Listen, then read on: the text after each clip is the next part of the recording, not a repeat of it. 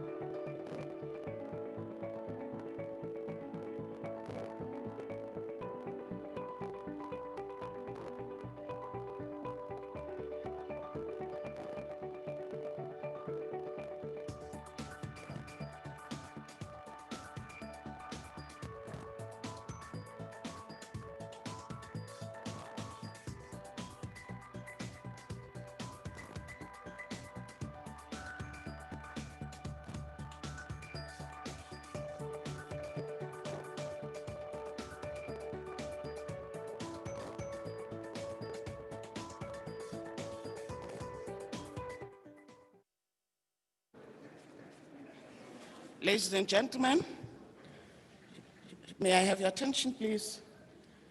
In a minute, we shall be joined by His Excellency, the President of the Republic. And when he does so, I will request the House to join us in welcoming him. I will ask you to stand at that point. It's just to ready you now. Thank you very much.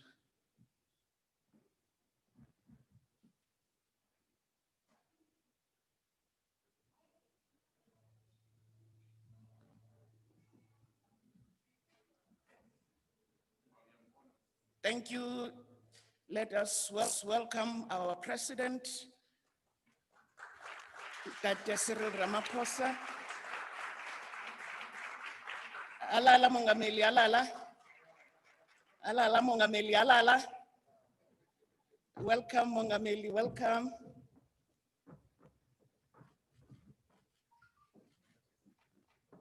Whilst you're standing, ladies and gentlemen, I will request that the national anthem is sung. I was informed that it's ready. Thank you.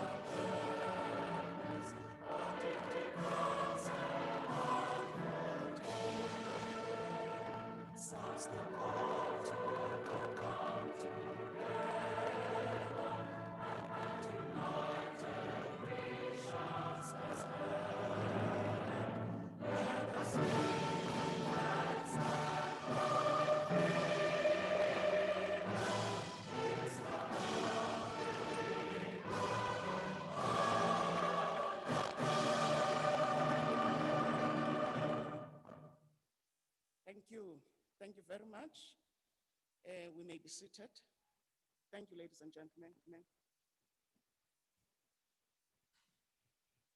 Mr. President, Ntate Cyril Matamela Ramaphosa, our Minister, Mayor Patricia de Lille, they call her Auntie Pat.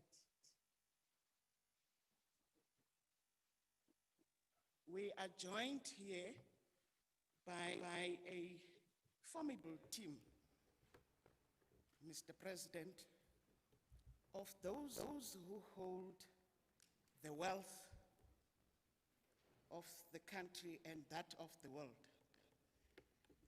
Your minister, Tata Titombeweni, is holding the purse, but they hold the wealth.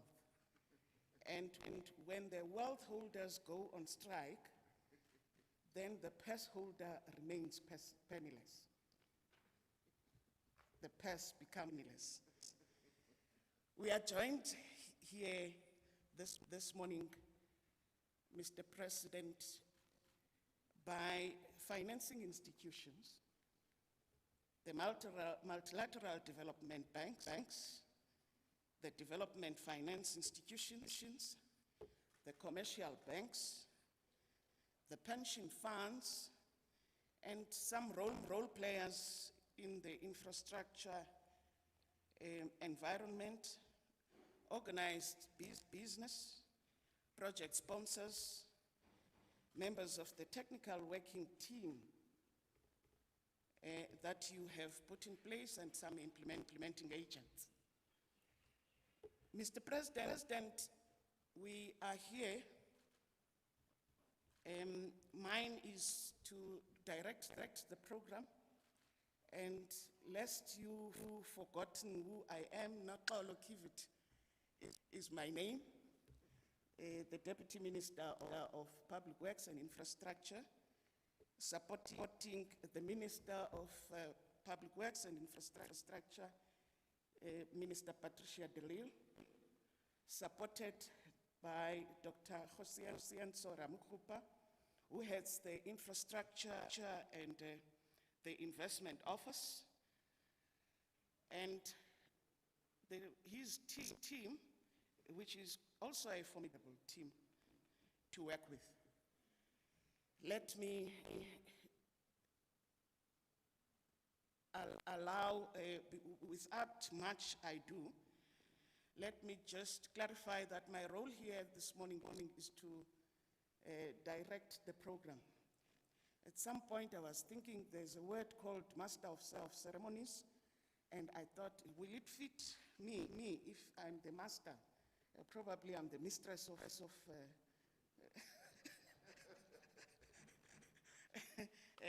but I will be directing the program, Mr. President, and our esteemed guests. Mine is to simply direct that the formal session, which has just started, will proceed with only 3 speakers, but the main speaker being our Honorable President, His Excellency President Cyril Ramaphosa. After that formal session, which is also contained in the programs that were sent to all who have joined, we will then have some panel discussions. There's discussions that will be taking place in the round tables for energy, for water, for human settlements, for transport, for the digital space, all intending to see how we fund our projects in that space or in their respective spaces. We will come to agriculture and agro-processing. How can I forget the most important one? And in the afternoon tomorrow, then we will reconvene after the various sessions that will be discussing this. Mine, therefore, Mr. President, having outlined the program, is truly to just in inviting our minister who will be doing the welcome, just indicate to all of us that, Nelson Mandela once said, overcoming poverty of charity, it is an act of justice. It is the protection of a fundamental human right, the right to dignity and a decent life. While poverty persists, there is no true freedom. We are joining hands here today to ensure that those words do not go in vain. When our country is challenged in the manner it is, it becomes important for all of us in each and every corner to join hands together and put our heads together to find solutions. And therefore, in welcoming my minister, my big sister, Auntie Pat, the Minister of Public Works and Infrastructure, allow me to invite her to welcome all of us. Over to you, Auntie Pat.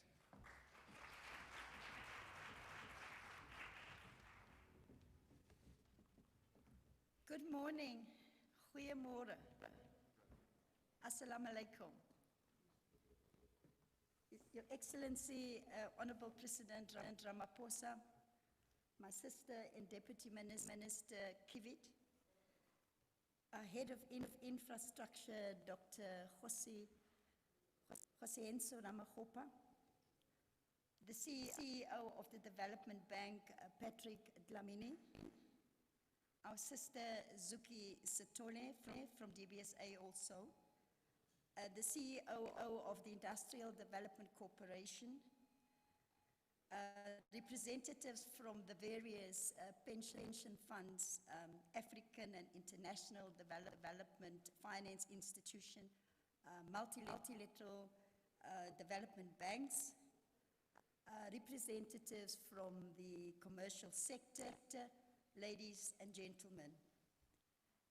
It is a great honor for me this morning to welcome you to the Project Preparation Roundtable Plenary Discussion.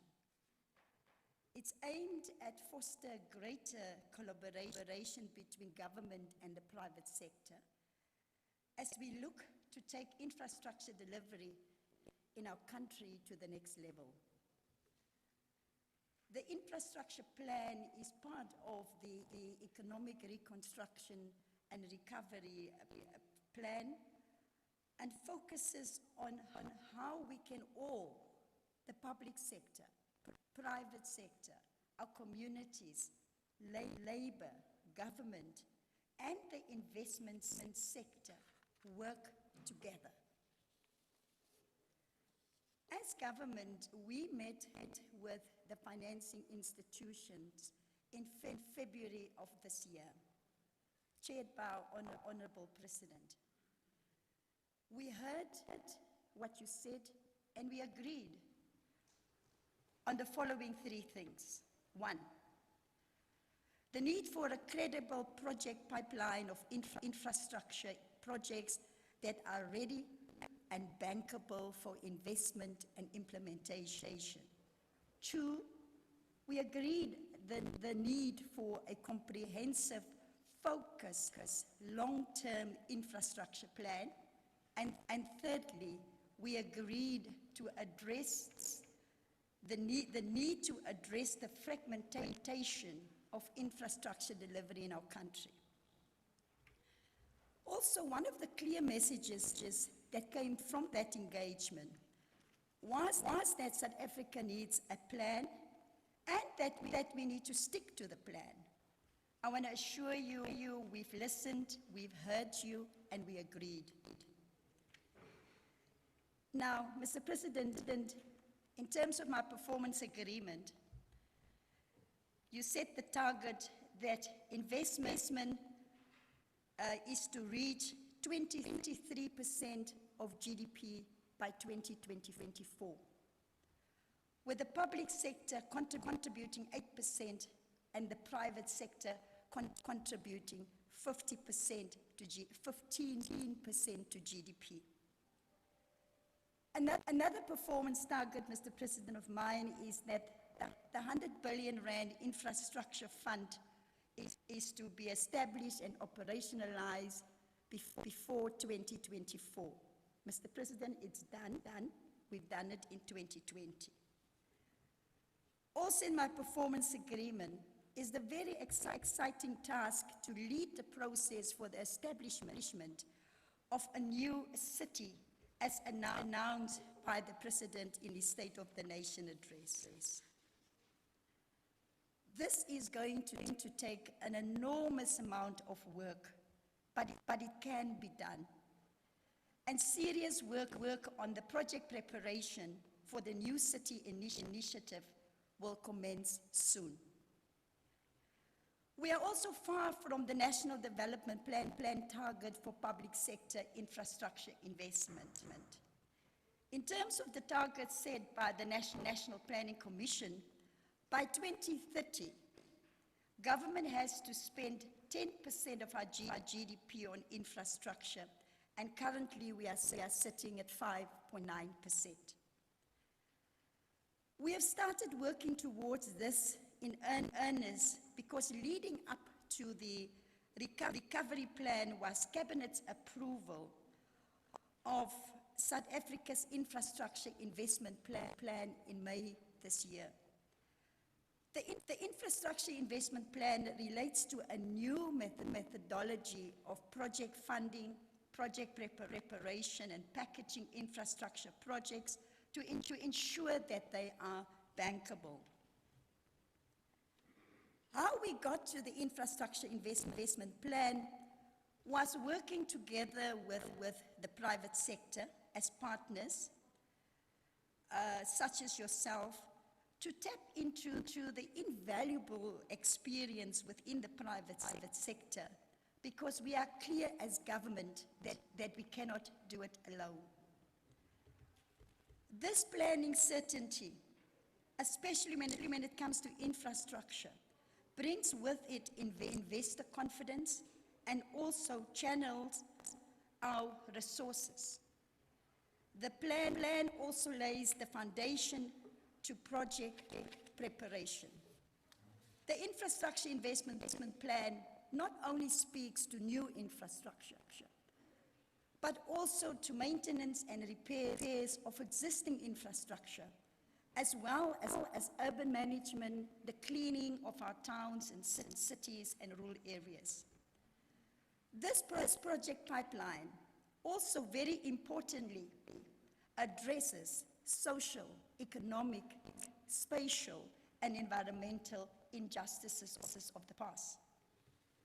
The first phase of the infrastructure investment plan includes projects from all three spheres of government and state-owned entities, and also the private sector. All 62 of these projects were then gazetted in July 2020, and we have already started with the development of the National Infrastructure Plan for 2045, which will be in line with the National Development Plan and also the National Spatial Development Framework. The National Infrastructure Plan 2045 is to be based on a solid foundation of the infrastructure development indices in order to ensure integrated infrastructure investment and implementation. So today and tomorrow, we are together unpacking the project preparation side. One of the components of creating an enabling environment for project preparation is the establishment and consolidation of well-governed public institutions.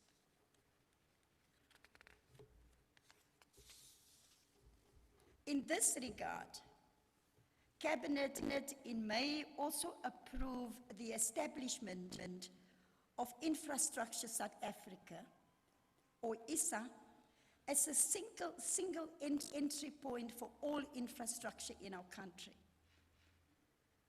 ISA has also been tasked to drive the implementation of the infrastructure investment plan. And I thought before ISA just becomes another acronym in our country, I need to give you some of the content of what ISA will be responsible and doing. One component of ISA is that it is the administrative arm of the Presidential Infrastructure Coordinating Commission, which is chaired by the President.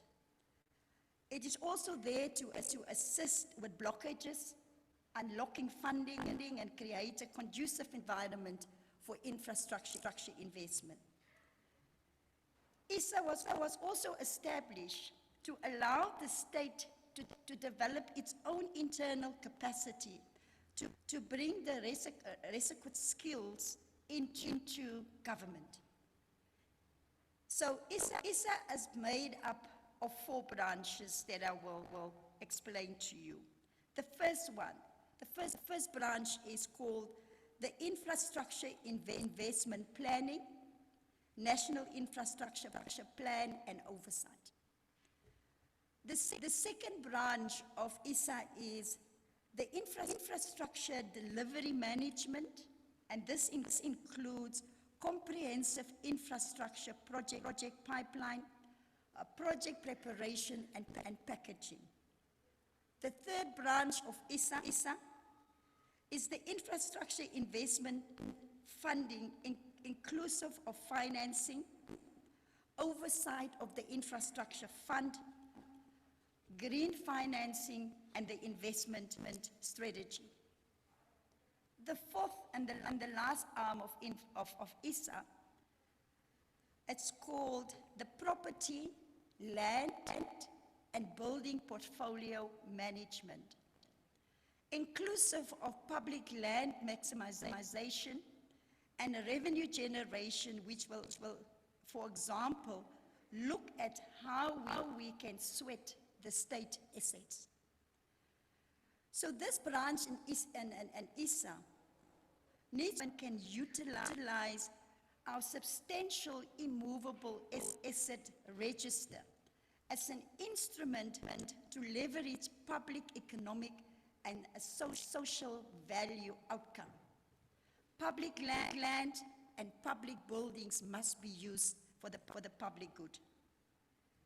ISA is also in the process of adapting the infrastructure procurement framework to enable public-private partnerships and unlocking new funding mechanisms for major infrastructure investment.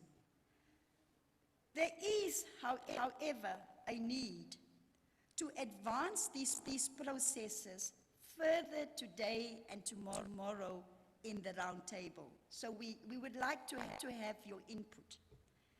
I want to also thank the private sector for your contribution that brought us to where we are today, and thanking you in advance for what you are still going to contribute to this process. ISA is now also building the capacity to prepare and package projects to ensure oversight of the implementation of South Africa's infrastructure investment plan. And today is just one of such examples. The objectivity today is to facilitate an interactive project preparation roundtable with all relevant stakeholders here today. And thank you for attending these roundtables. We have all an understanding that project preparation includes the work necessary to ensure that projects are de-risked, feasible, appropriate, and can be successfully implemented.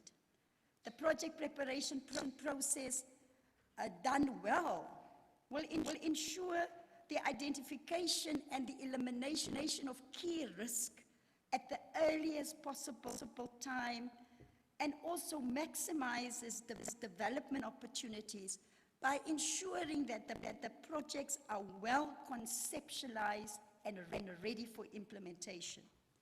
We also know that project preparation can cost anything between 2% and 15% of the project value, depending on the function of complexity and size of the project. So there are three elements of the project preparation cycle that are critical for the success of our projects. Namely, an enabling environment conducive for project preparation, the long-term strategic planning and project prioritization framework, and lastly, the alternative financial and funding models and sources for project preparation. I have unpacked how we have put all the above elements in place through collating an infrastructure project pipeline and also establishing ISA. And this is the work that ISA will be doing under the leadership of the acting CEO of ISA, Dr. Kgotsenso Ramakgopa. The last key element to project planning is ensuring that we together explore and use alternative financial and funding models and sources for project preparation. There are numerous other financial models and funding sources, especially for project preparation, which we will also explore over the next 2 days. This is one of the main reasons why we are here today and tomorrow. Lastly, Mr. President, on the issue of corruption, to regain the confidence of South Africans and society and investors, we must show that government is capable of turning the tide. As government, we are showing that we are capable of turning the situation around by holding the corrupt and the delinquent visibly accountable. We are putting in place all possible measures to mitigate this as we implement this infrastructure investment plan, starting with the first phase, 62 projects, strategic integrated projects. All of these projects will be subjected to an independent due diligence process as well. We are working on a more effective system to monitor projects more effectively and put systems in place that can prevent and detect corruption. This will bring a greater level of transparency and will give credibility to the implementation of the infrastructure investment plan. Transparency is the best deterrent for corruption. So this infrastructure plan will be underpinned by an anti-corruption strategy.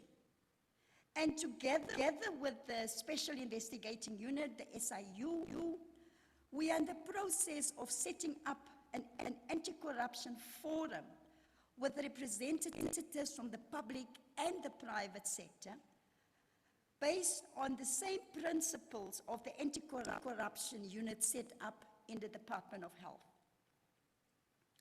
I had a meeting with Advocate Motibi last week, Friday, and the SIU has kindly agreed that they will help us to implement this anti-corruption strategy.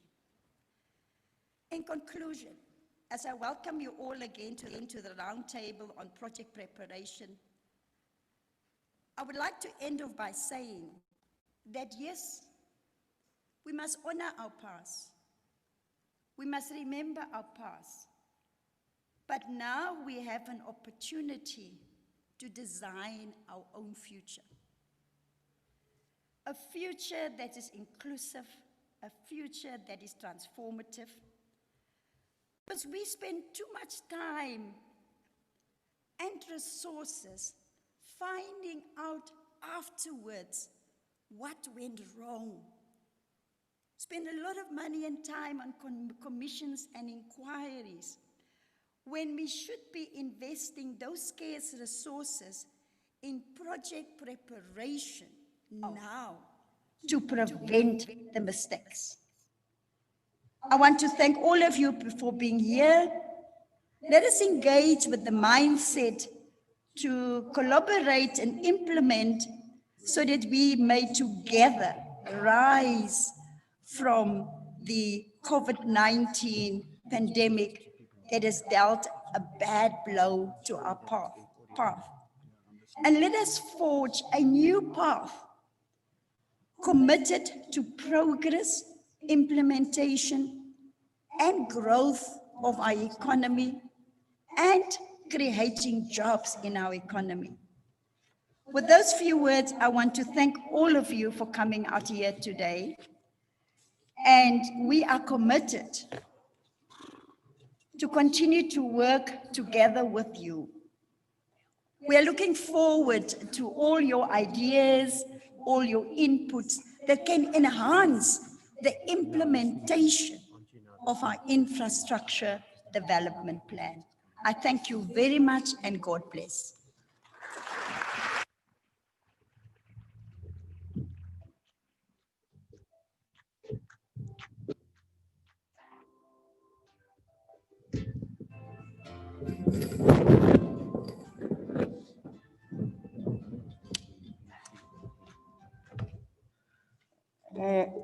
I'm not sure if that was enough for such wonderful words of welcome and for such words of welcome that reminds us that as a nation, both private and public sector, when it comes to investment in infrastructure, especially in the last 5 to 6 years, we have been declining in investment on infrastructure. And Minister Patricia de Lille is reminding us that we are all in the situation we find ourselves, but we all have the ability and the capacity to build our nation.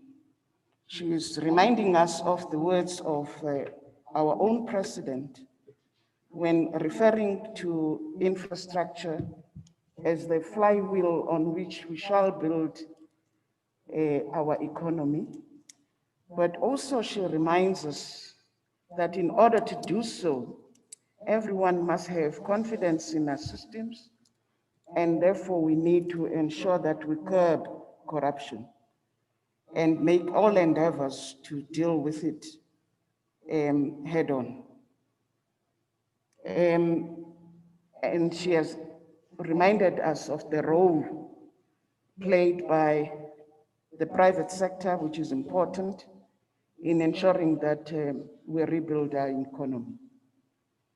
Thank you very much, Minister de Lille, for such a warm, resounding welcome to all our participants and role players. I always run away, Mr. President, from the word stakeholders, because with stakeholders, each one holds the stake and the other one is trying to have a piece from the stake, and the other one grabs the stake, hold on onto it.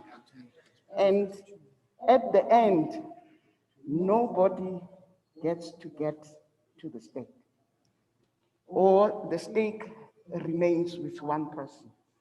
So I choose to use the word role players, because when we are all role players, each one will be able to run on their lane, but understanding that the race is one, is that of building our economy and thus our nation.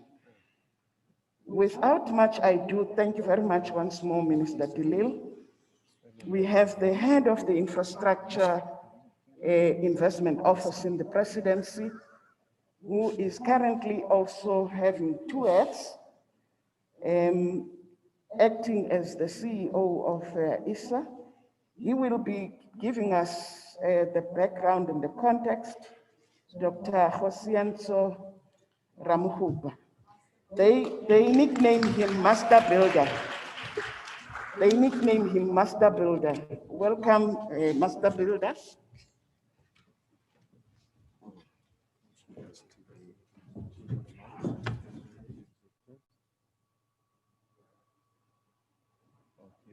Thank you very much, Program Director, Deputy Minister Nokolo Kivit. Let me extend my warm and sincere greetings to His Excellency President Ramaphosa, and also just to acknowledge the stewardship of Minister Patricia de Lille, responsible for public works and infrastructure in the country. I thought it might be opposite for me just to explain that there are three distinguishing characteristics of what we have termed the round table for the next 2 days. And just to demonstrate that it's not just another colloquium, assembly of the industrial and capital elites having a conversation, casual conversation with government. But essentially it's a meaningful engagement. So there are three of these distinguishing features, President, Minister de Lille. The first one is that we know that over a period of time, I think at least for the past 6 months or so, we've been having intense conversation, intimate discussions with the private sector. And the multilateral development banks, the DFIs and the commercial banks have been the mainstays of those conversations. But what is different today is that in addition to those role players, Mr. President, we now have the pension funds and the fund managers. So they're sitting on a big pool of liquidity.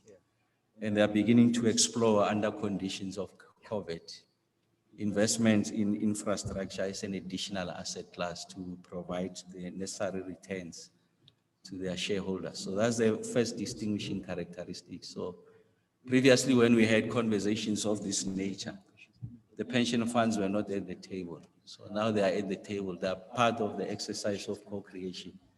And we think that in doing so, we'll be able to tap into that big pool of liquidity. The second one is that we are making project preparation a focal point of government.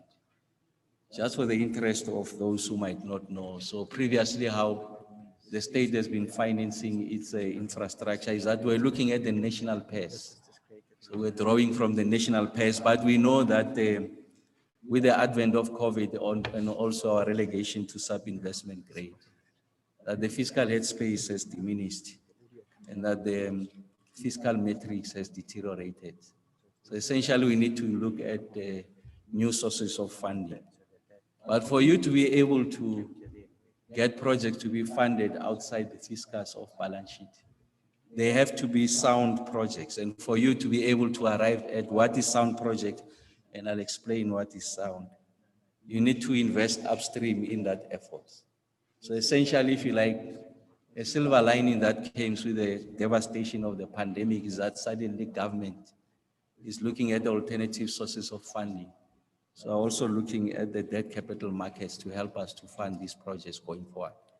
So the government's effort with regards to project preparation and packaging must be coordinated and orchestrated. So it must be deliberate so that we are able to free up the fiscal headspace to allow for social infrastructure to be funded through that mechanism. And the president makes the point in his delivery of the economic reconstruction and recovery plan. He identified a number of interventions in addition to the 5 objectives that were enunciated in the plan. And one of those interventions is that we must unlock more than 1 trillion rands in infrastructure investments in the next 4 years. So for you to be able to unlock that 1 trillion rands of infrastructure investment, there has to be an inordinate amount of exertion and application upstream of the project preparation to allow you to be able to unlock that, because the MDBs, commercial banks, DFIs, and the pension funds will not come to sponsor projects that are not ready. So we're beginning to contribute to that effort. So Minister de Lille makes the point in her opening remarks that we hosted a successful sustainable infrastructure development symposium. So we got commitments to the tune of 340 billion rands in about 50 of these projects infrastructure projects outside the special project. And the president has begun to unveil those. So what we'll be doing the next cycle of, or the next generation of projects are going to benefit from this preparation exercise. So in our computation of the 1 trillion rands that must be unlocked, we are not including the 340 billion rands because that came on stream before the delivery of the reconstruction and the recovery plan. So it's an important determination. And then the third feature of what we are doing today, so it's not an arbitrary discussion. So we have already had conversations with some of the players here. We have already exerted a lot of effort, invested a lot of the skills to ensure, Mr. President, that when we come to a forum of this nature, we get to present projects that have already been interrogated. So we are going to be presenting about 28 of these projects to the tune of over 210 billion rands. So what is the point here?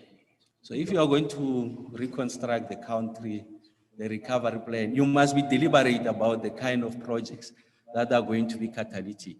So this does not subtract from the work that government must do on a daily basis. Must build a school there, it must build a clinic there. But there are major catalytic projects that are meant to introduce greater efficiency in the economy and ensure that the goods are able to get to market, as an example. Ensure that we are able to achieve the constitutional obligations of universal access. So you'll say, but 28, yes, 28, because this 28, because of their multiplier effect, job elasticity, but also the degree to which they are able to ensure that we're able to engage in what we call transit-oriented development. Then they've got an ability to act as magnets, and they are able to ensure that we are able to have additional projects going into the future. So if we're to be successful out of this exercise, and I'm more than confident that we'll be successful, very buoyant, of course, it's around project preparation, Mr. President. We should be in a position to unlock 210 billion. So already we are 1/5 into that target of 1 trillion rands. I thought I must just mention those three distinguishing characteristics. And just to say that there's a deliberate relationship between the exercise we are doing and the delivery of the economic reconstruction and recovery plan. So the president makes a mention of 5 objectives. Mr. President, I want to indicate that we are going to achieve, to contribute to attainment of those, job creation, and you make the point through aggressive infrastructure investments and mass employment programs. Some of the ways that we are going to employ in ensuring that we achieve the mass employment target is in the technical design of these projects so that we are able to intensify labor participation. And there are issues around reindustrialization. So of course, this is a function also of the necessary reforms that are required to ensure that the off-takes, localization, and set aside gets to be imposed, and you are able to broaden the manufacturing and therefore the industrial base, and you are able to absorb the supply side. And I did make mention that part of what we want to get out of this conversation through the infrastructure lens is what are those reforms that are necessary to allow us to accelerate the effort and the participation of the private sector in this enterprise. Minister Dilli spoke about the fight against crime and corruption. And then it's also about improving the capacity of the state.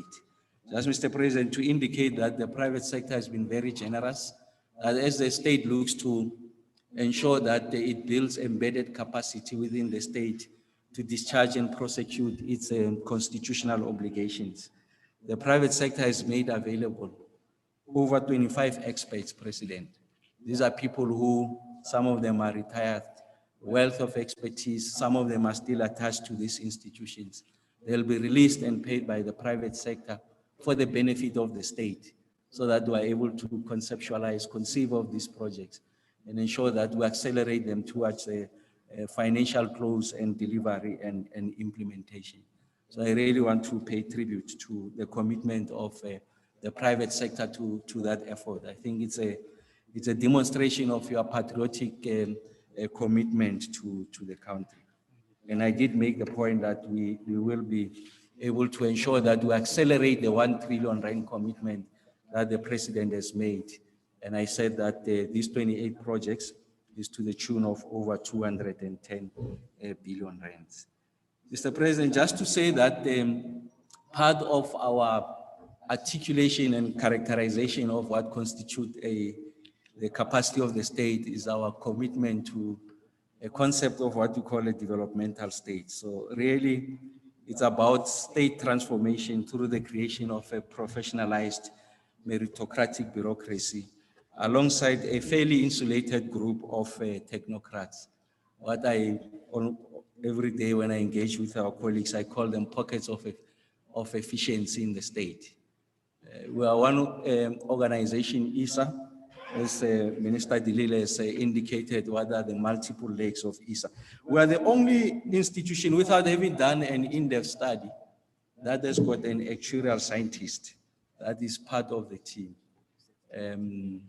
Chartered development financiers that are part of the team. I'm making that point just to illustrate that we're beginning to build capacity that can mirror and over time hopefully compete with that which is in the private sector, so that the state can be able to conceive of its project.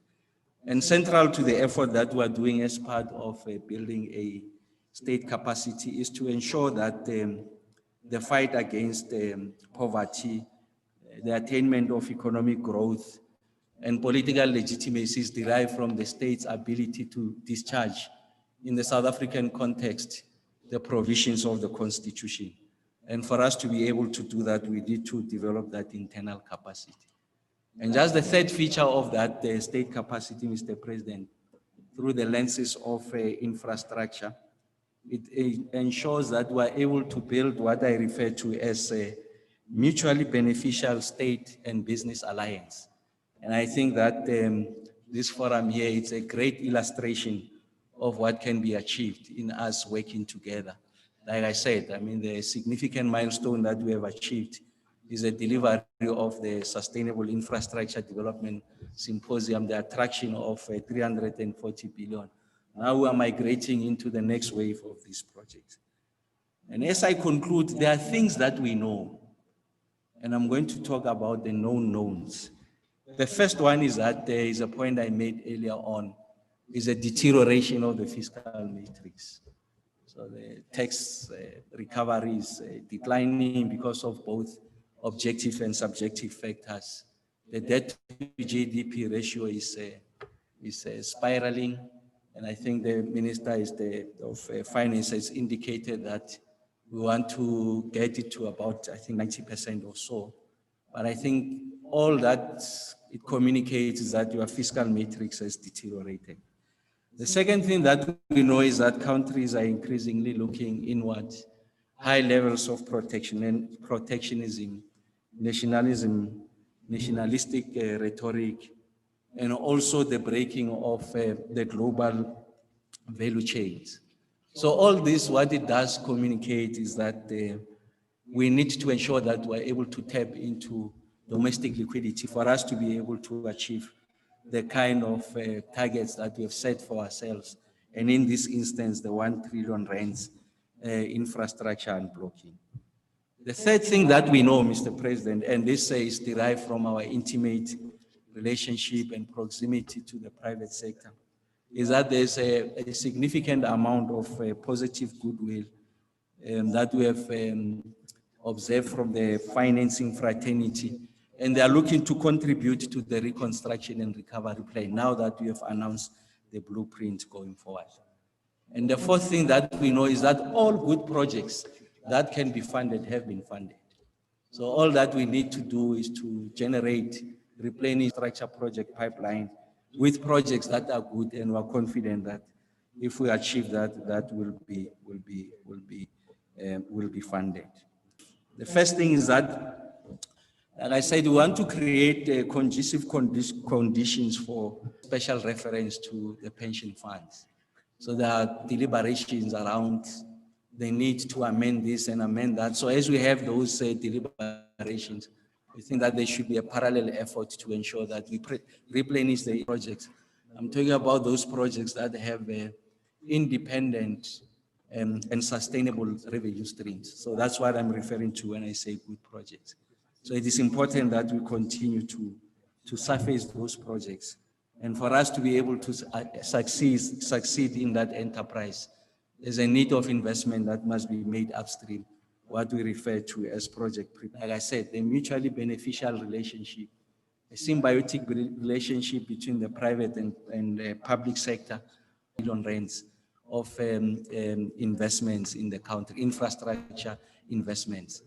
And that is going to be possible for as long as we are able to produce a credible and robust project pipeline, and the private sector is able to fund on the back of that.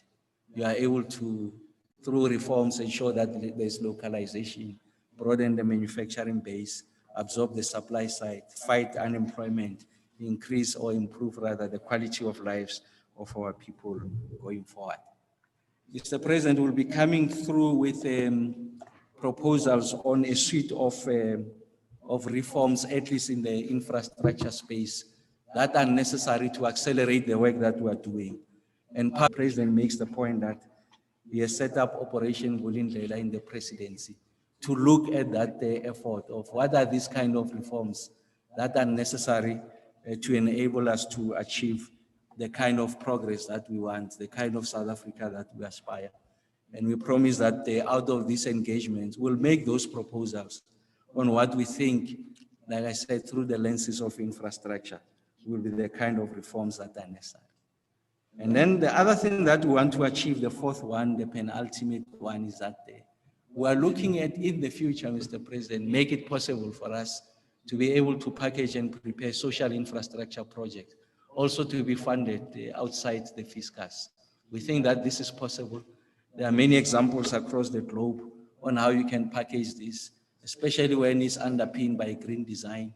There's a big pool of liquidity, some of it that is concessionary, that you can tap into. And I think the state, out of complacency of and the luxury of the national purse being omnipresent, now we know that with the advent of the pandemic, that's not the case. So we're confident that working with the private sector, we can achieve that. And then the last thing is to ensure that we get these commitments around project preparation. So, Mr. President, the kind of projects that we are looking at, like I said, essentially these are projects that are located in the network industries, catalytic projects, because behind them, we are going to ensure that there's additional sets of projects that gets to be rolled out. One of them is around the development of an aeroponics factory in the Free State. So already as we conceive of this project, package it, we already have the market in mind, especially East Asia, so that you are able to demonstrate that they are off-takers. As you invest in this asset, you are able to demonstrate that it will be supported by reliable, independent, sustainable cash flows. And in this way, you are able to ensure that the value addition happens closer to areas of primary production, and you are able to resuscitate the ailing economies, especially of the rural provinces. And the other one is the space infrastructure hub. And really this is to allow us to ensure that we develop a satellite infrastructure in the country, satellite-based augmentation system and Earth observation satellites, so that we are able to match some of the players, especially those who are located in the developed countries. And this is going to help us to reduce reliance on other countries for this type of information, and that these satellites make it available. So essentially is to protect the sovereignty of the country, that this information we are generating ourselves, we are able to mine insights, and we are able to plan going into the future. And the other one is around the Buchenwald port and rail infrastructure in the Northern Cape.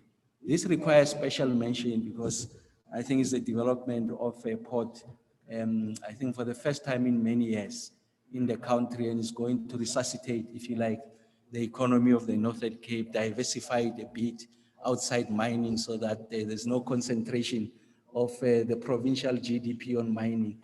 There's some degree of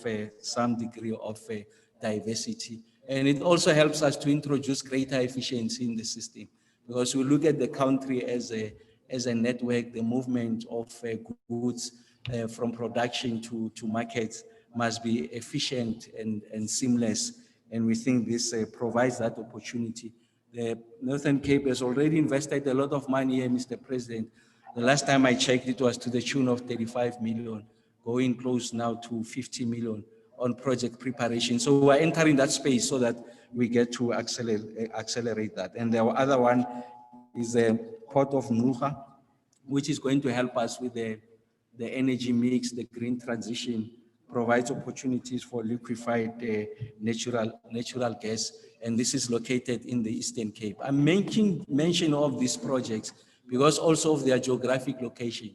If there were to be a criticism about the first set of projects that we have produced, the 350 billion rands, is that they are concentrated almost exclusively in the major metropolitan areas. So you are reinforcing the asymmetry of development. The urban-rural dichotomy is becoming more pronounced. So state actions must be deliberate to undermine that dichotomy so that in the future it becomes a false dichotomy. And that's why we are beginning to invest in those areas. And just in conclusion, to say the following, that there will be additional consideration, Mr. President. So I did make mention that we're working with the private sector to bolster state technical and financial engineering capacity. We'll continue to do that, I think, working with the private sector. So we want to give you comfort, together with the ministry, Minister Dilil and Deputy Minister Givit, that as we enter into this enterprise, the private sector is supporting us.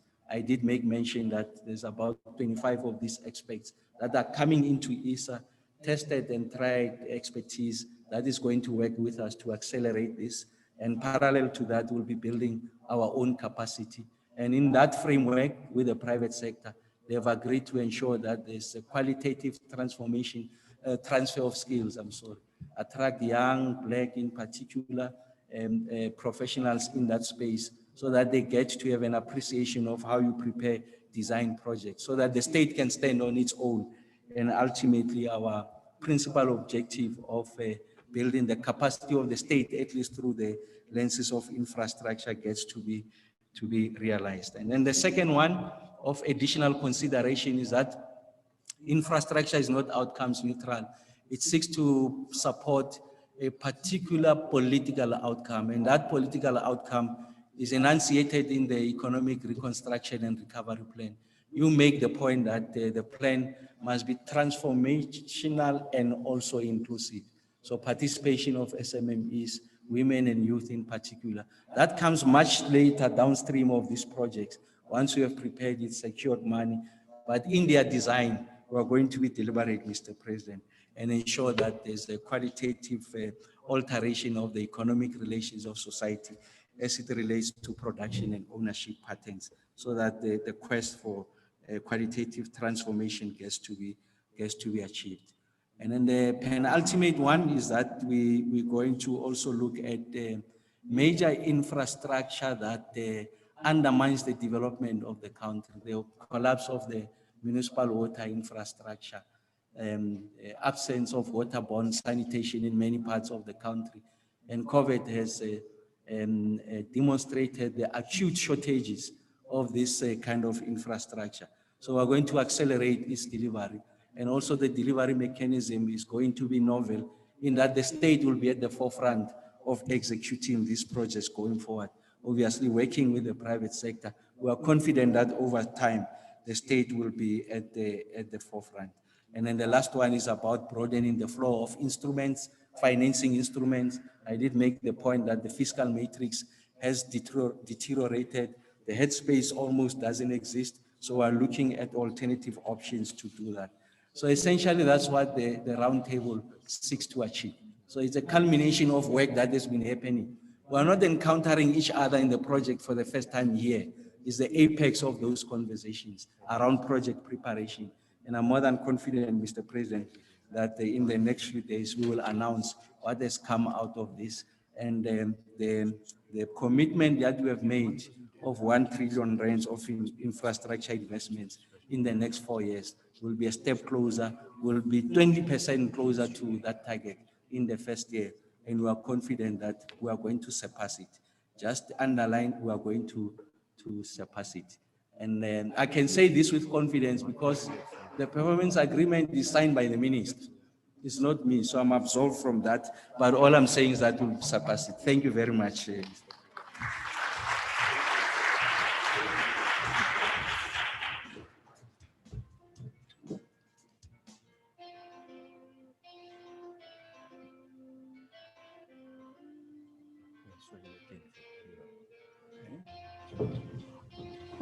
Once more, thank you very much to Dr. Ramhuba for highlighting to us the context why we are here. But Mr. President, something we forgot to mention to you, you probably are dealing with my plus minus 80 people in the room, but there are multitudes online. The fruits of COVID-19, because we tend to look at the negatives of that, of the implications of the virus, and not look at the positives, that it has forced us to be digital in our approach, to be able to do a lot of work with less effort of traveling and spoiling our environment. We have now a massive conference attended by people online, and the ones that are here to participate in the group discussions together with those that are online. Dr. Ramhuba has also reminded us of the roles, the important role especially, that is to be played by private sector, the need for government to create that conducive environment for investment to take place, but also for private sector to play their part in investment, so as to ensure that founding principle in our constitution, on the preamble of that constitution, we commit ourselves as a nation to work to ensure that we improve the quality of life of all citizens and to free the potential of each person in building a united and democratic South Africa, able to take its rightful place as sovereign state in the family of nations. I do love the part that frees the potential of each person, because without investment, we can't free that potential. And thus, that symbiotic relationship between government as that component that must create a conducive environment for private sector to invest and for us to work together in a symbiotic way in building our nation. Thank you very much for reminding us that political responsibility which we all have. Now is the time, the apex time, for me to call on the number one citizen of our country, our leader par excellence, our father. I usually say he's the man of the house, and the house is South Africa. A passionate developer, especially with respect to economic issues, a lawyer, a teacher, because as an organizer of workers, he had to teach them a thing and two for him to succeed in their defense. And therefore, a patriot who has traversed across the length and breadth of development of our country, and whose product now we pride ourselves and other nations do in terms of the accolades given to our constitution. Mr. President, it is my singular honor and privilege to invite you to address this august house. Over to you, Mr. President. You're welcome.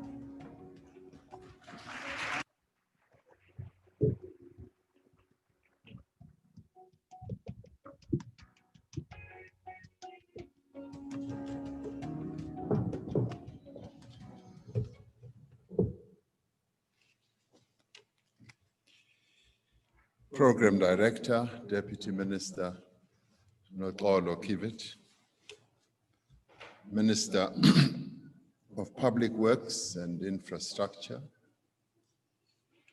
Ms. Patricia DeLille, Auntie Pat, as you are called, by those who love you, and maybe those who don't love you too.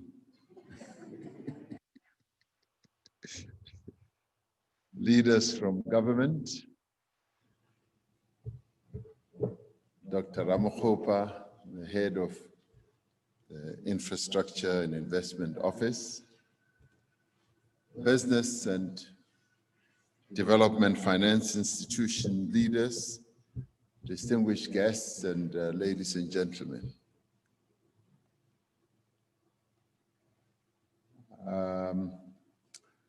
When the national anthem was being played, we all had our masks on, and one couldn't tell whether people were singing along or just mumbling or just quiet. So this wearing of masks is depriving some of us from seeing the talent that possibly resides amongst us in terms of belting out the national anthem. It was Warren Buffett who said, "You never know who's swimming naked until the tide goes out." So possibly we will never know who's singing until we get to the point where we no longer have to wear masks.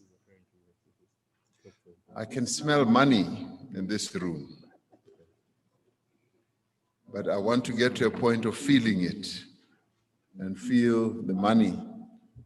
But it's wonderful to be here. I'm delighted to be participating in this roundtable, albeit for a while. It is taking place at a very critical time in the life and the history of our country.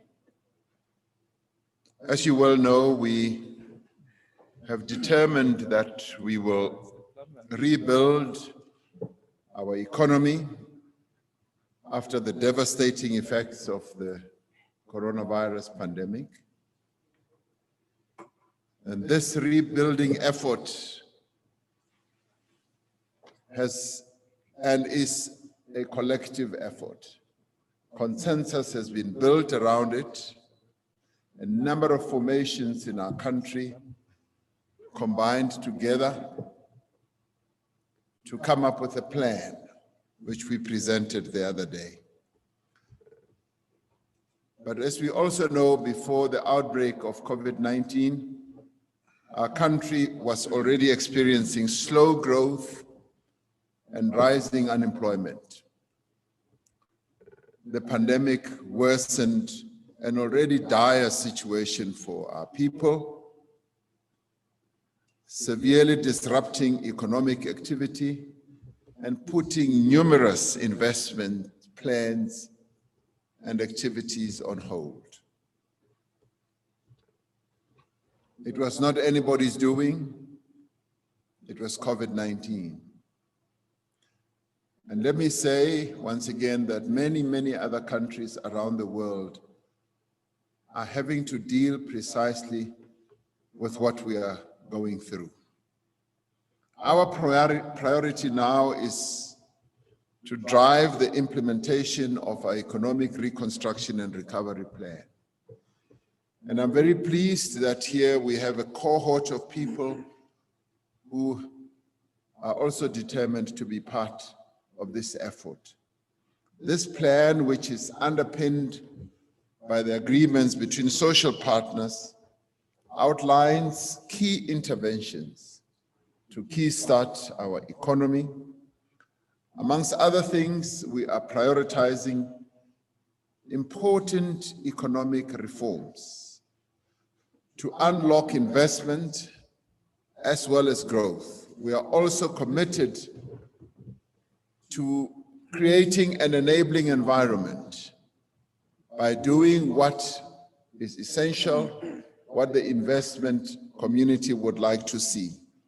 In doing things such as fighting corruption and fighting crime, we have to do this if we intend also to industrialize our country, and in doing so, to also create an enabling environment for the growth of small, medium enterprises, some of which we would like to be led by women and young people. We also, in doing all this, we want to improve the capability of the state so that the state becomes an enabling agent in generating the growth that we would like to see in our economy. And as we do all this, the benefit that we will all reap as South Africans is the creation of jobs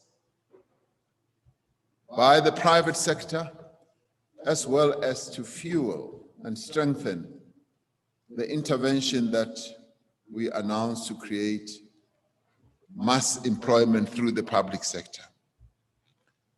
We have identified infrastructure as the key driving enabler in the growth that we want to engender.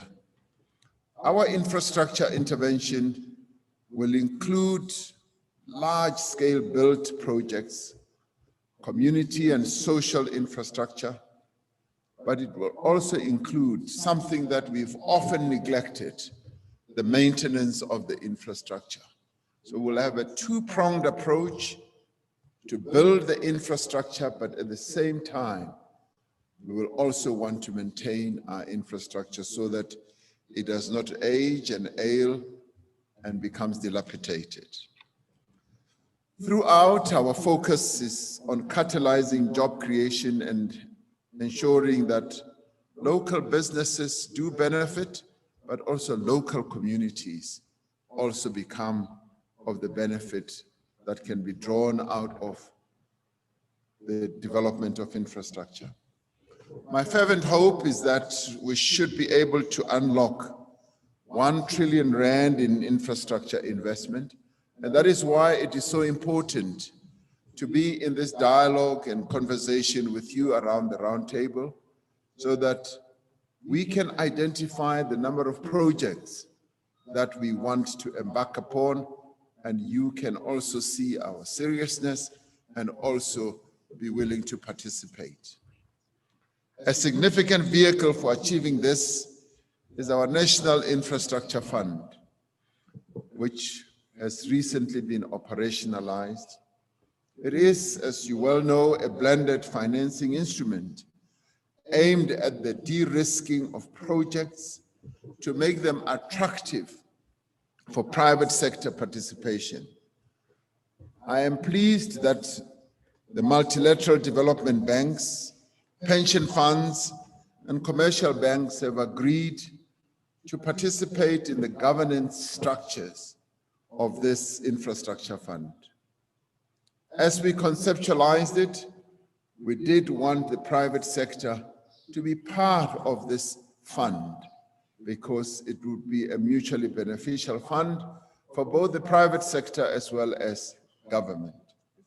We decided that we should go beyond, as we look at infrastructure, we should go beyond slogans and generalized statements about infrastructure, but base our infrastructure investment plan on what Dr. Ramokgopa and Minister DeLille, as well as our chairperson and program director, Deputy Minister Kivit, have been talking about: credible project pipeline.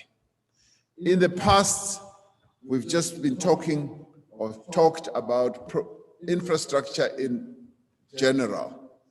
But now we are beginning to focus more and more and present a real pipeline, as you heard Dr. Ramokgopa outlining, saying. These projects should be ready and bankable for both investment and implementation. The inaugural Sustainable Infrastructure Development Symposium that we held in June of this year at the height of COVID-19 was a huge boost for our infrastructure build plans.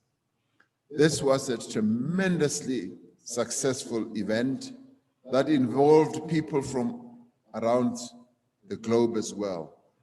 Working with the private sector, we were able to identify 276 projects with a total investment value of more than 2.7 trillion rand. So these were not thumbsucked, these are real projects that can be planted in South African soil. We have since gazetted 50 of these strategic integrated projects with a value of 340 billion rand. We also listed an additional 12 special projects. The projects are in the areas of water and sanitation, energy, transport, digital infrastructure, agriculture and agro-processing, and human settlements. And each of these areas is vital for the rejuvenation of our economy, reducing the cost of doing business and improving our country's competitiveness. Our reconstruction and recovery plan emphasizes that project preparation, which all the speakers before I spoke now, have all been talking about project preparation, which is necessary to unlock private sector funding and high impact capital funding as well. As we move to a higher level of infrastructure development, we are already improving the state's technical project preparation capacity and also the financial engineering capabilities, including by drawing in private sector skills and expertise. And this is where the symbiotic relationship between the private sector and the public sector has really come in handy.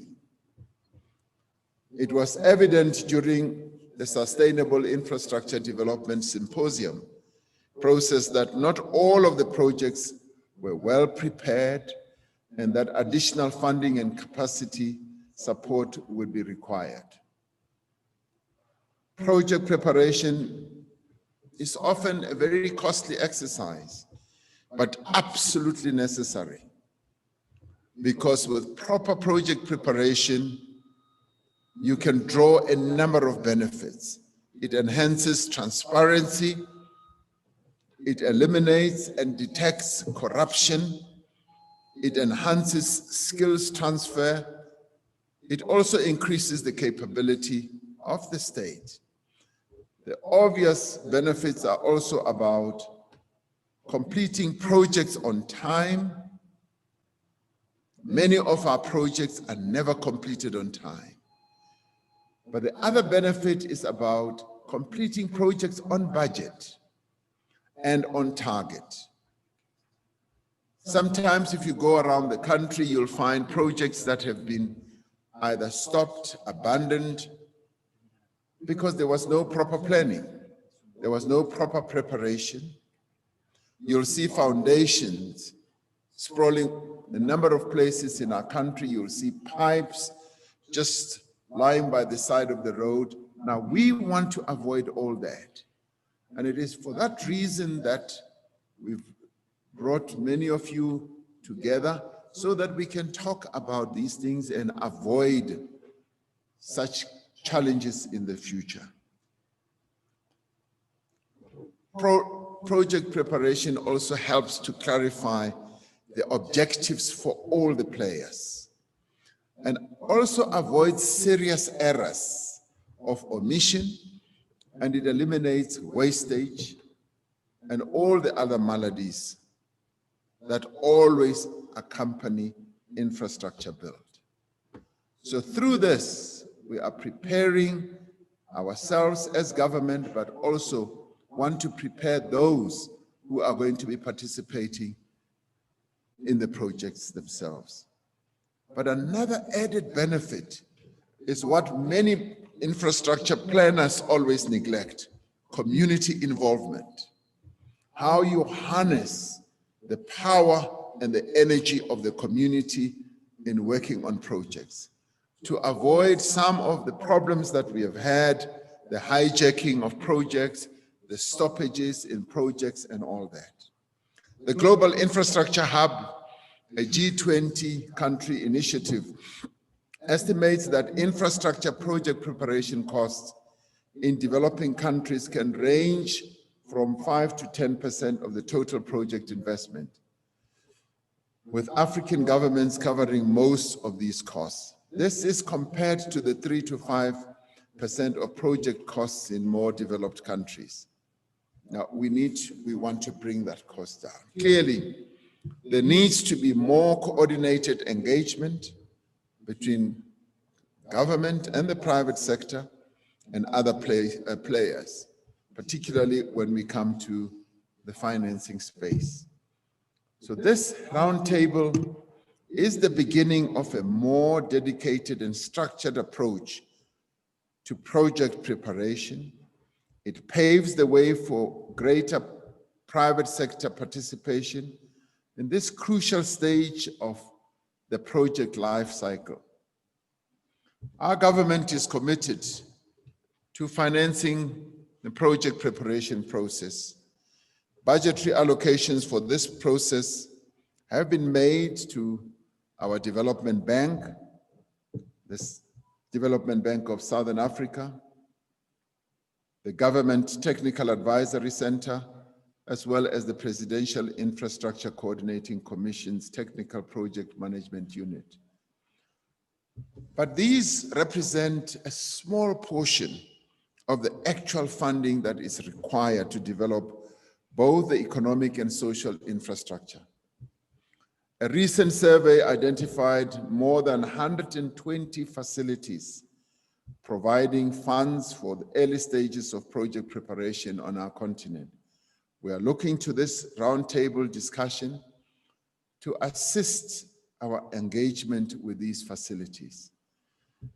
In addition to bolstering project preparation, we are working on introducing innovative project financing instruments, such as the green infrastructure bonds, project bonds, and performance bonds.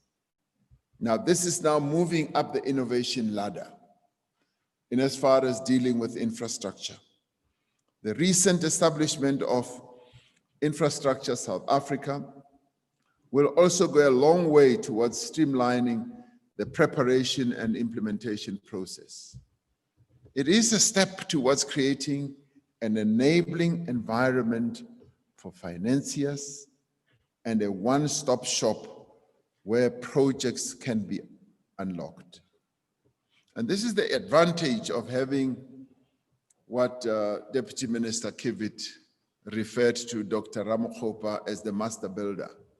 This is the real advantage that we now have.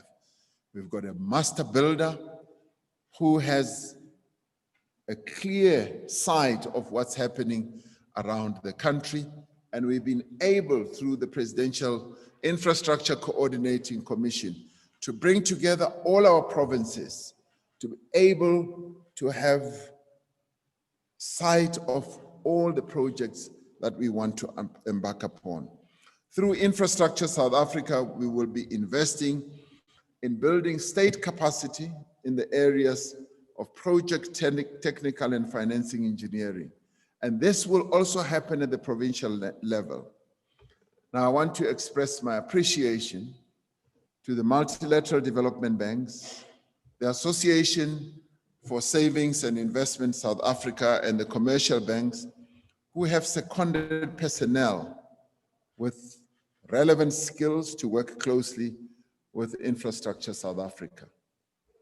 Despite the daunting challenges we face, the post-COVID-19 reconstruction and recovery phase is a phase and a period in the life of our country which is pregnant with great possibilities, which is full of promise and opportunity.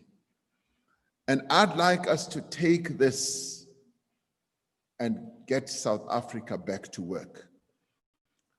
For South Africa, it is an opportunity to establish ourselves as an investment destination of choice with a ready and able workforce. It is also about turning South Africa into a building site. Something that we've been dreaming of is now possible to happen. In just the past month, I've attended the launches of a number of exciting projects that give me encouragement that we are on the road to infrastructure built recovery. Now, despite the difficult business climate, infrastructure development is going ahead. A number of the projects outlined in the Economic Reconstruction Recovery Plan are already being implemented, as you heard Dr. Ramokgopa saying. Now, to move ahead, we must ensure that the groundwork is done and that it is done efficiently, effectively, and thoroughly. Anchored by Infrastructure South Africa, I have no doubt that the compact we are building between the public and the private sector will be further strengthened and deepened during this roundtable. With these words, I wish you well in your deliberations. Let us get down to work and build South Africa. COVID-19 cannot hold us back.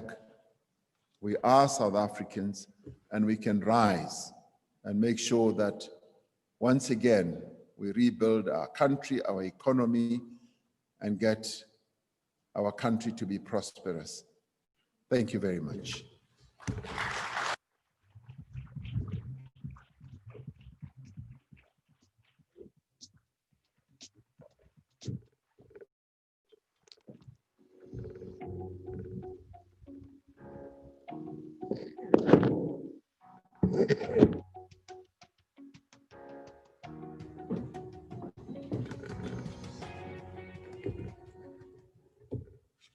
Haven't done enough. Those hands were not, were hands that are too unstrong.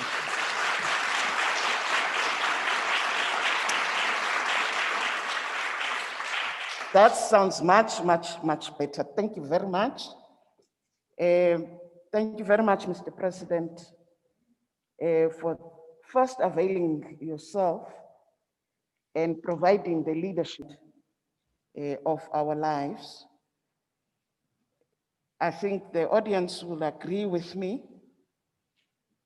that indeed you have your eyes on the ball, because you are helping us understand the direction that the country needs to take for us to progress. Unemployment has risen, and infrastructure development is one of the best solutions, especially in a country that is has so much potential, and is so much of a beautiful country, which if we could harness our efforts, both in the private and public sectors, and join our hands as you have called on us to do, we indeed will go far. And therefore, mine truly is to appreciate and thank you for that motivating input, a motivating lecture. Minister, especially if times visits us, the question that she's worth the task, because I've already tasted her dynamism. She's quite dynamic. They always say dynamites come in small packages. Allow me, as I will be releasing our Honorable President, Ndate Ramaphosa, and our Minister to now open space and join the meeting on the other side, because the next session requires another team of people who will be doing the wonderful work that we will be engaging with. And therefore, mine is to invite Zukiswa. I'm handing over to you now, Ms. Zukiswa Stone, the dynamic young lioness. Thank you very much once more, Mr. President. Thank you very much, Minister, and Dr. Ramkupa, for the session and how it has turned out. Baya danki alma, relebohile.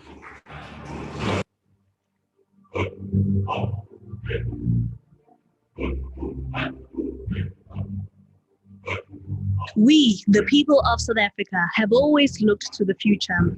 We have always overcome the odds. President Cyril Ramaphosa embodied this spirit when he called an urgent meeting with financiers and government stakeholders on the 18th of February.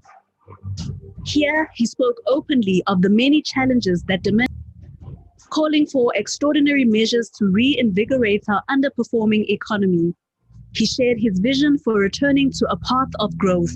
That meeting became the official launch of today's Sustainable Infrastructure Development Symposium, a remarkable collaboration between government, business associations, and financial institutions. These key role players now have an opportunity to stimulate the economy through infrastructure development, a mission made all the more urgent in the wake of the economic fallout from COVID-19. These diverse, incredible minds are all committed to a shared objective: urgent, real, and meaningful investment in infrastructure projects to boost the economy in the short term, drive higher long-term economic growth, address spatial disparities, create much-needed jobs, and ultimately transform society. This is the future we all want. This is the future we all believe in. This is the future we will create. Selected catalytic projects went through a technical and financial due diligence process. These projects aligned to the network industries: water, transport, energy, and digital infrastructure, as well as in sectors with high job absorption capacity, such as human settlements and agriculture, and the agro-processing sectors. Through these, a robust, credible infrastructure pipeline will be created, significantly increasing growth, setting South Africa on track to achieve key targets of the National Development Plan. These projects, each with attractive funding opportunities, have been thoroughly interrogated by the Investment and Infrastructure Office in collaboration with government state-owned enterprises, line ministries, multilateral development banks, and development finance institutions. This team of sector specialists, technical and financial structuring experts, and policy departments considered 276 project submissions from across private and public sectors. This symposium takes South Africa a big step forward. It will increase technical and financial engineering capacity.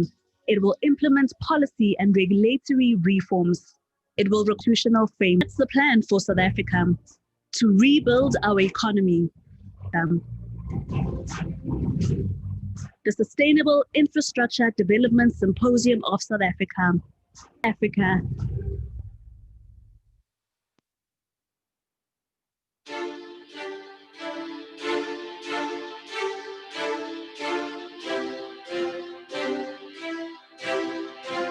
Superior quality infrastructure allows an economy to be more efficient, improves productivity, and raises long-term growth and living standards.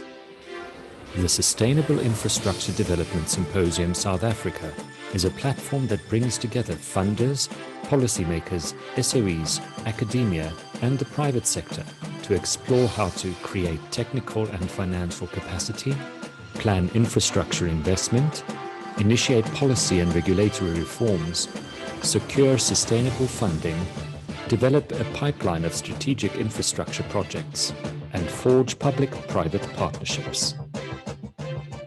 The symposium and access to basic utilities such as water and electricity. The 6 sectors are energy, covering electricity and renewable energy,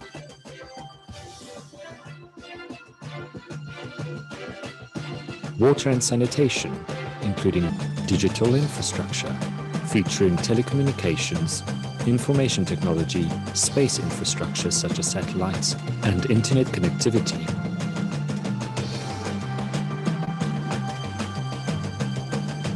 Agriculture and agro-processing, involving farming of fruits, nuts and fish, and also food processing such as drying.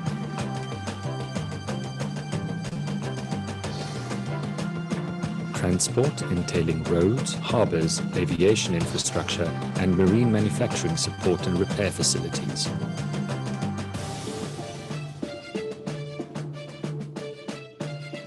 Human settlements, comprising major new metropolitan developments, social housing, and more.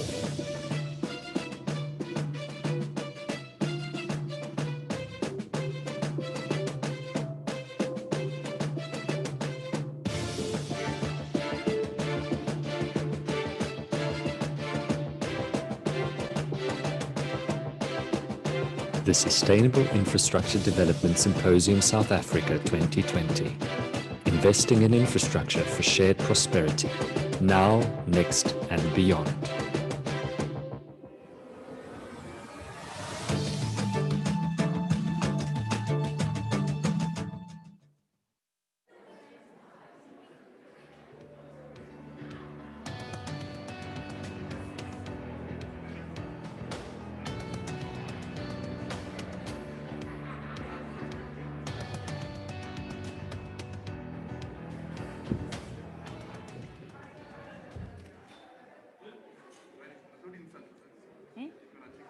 I'm going to take mine. And yes, and let me close to each other.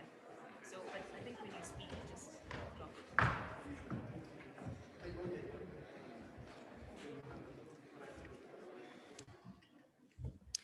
Right. Could I ask the plenary to grab their seats so we can begin the second session?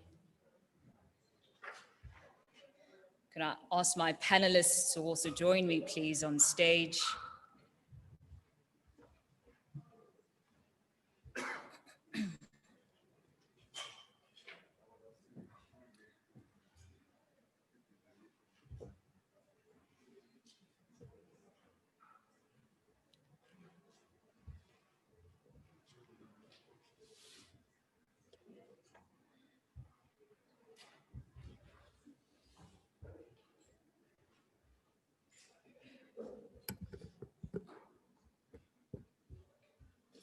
Right, thank you very much. I am missing one panelist, but I'm sure he'll join us in no time. Let me start off by saying thank you to Program Director, Deputy Minister of Public Works and Infrastructure for that rather generous introduction. I certainly don't mind to be said to be young and dynamic. Let's hope we can live up to that. Thank you very much, Deputy Minister. And of course, a good morning to all.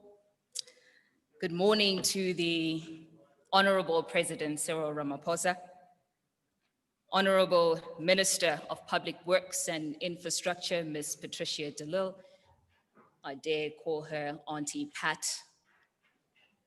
Good morning to Deputy Minister of Public Works and Infrastructure. Good morning to all the leaders herein of the local DFIs as well as the multilateral development institutions. Good morning, of course, to all the ladies and gentlemen in the plenary, and good morning to all of our virtual attendees. My name is Zukiswa Sithole, and I shall be your facilitator for the second session of the Project Preparation Roundtable Plenary Discussion.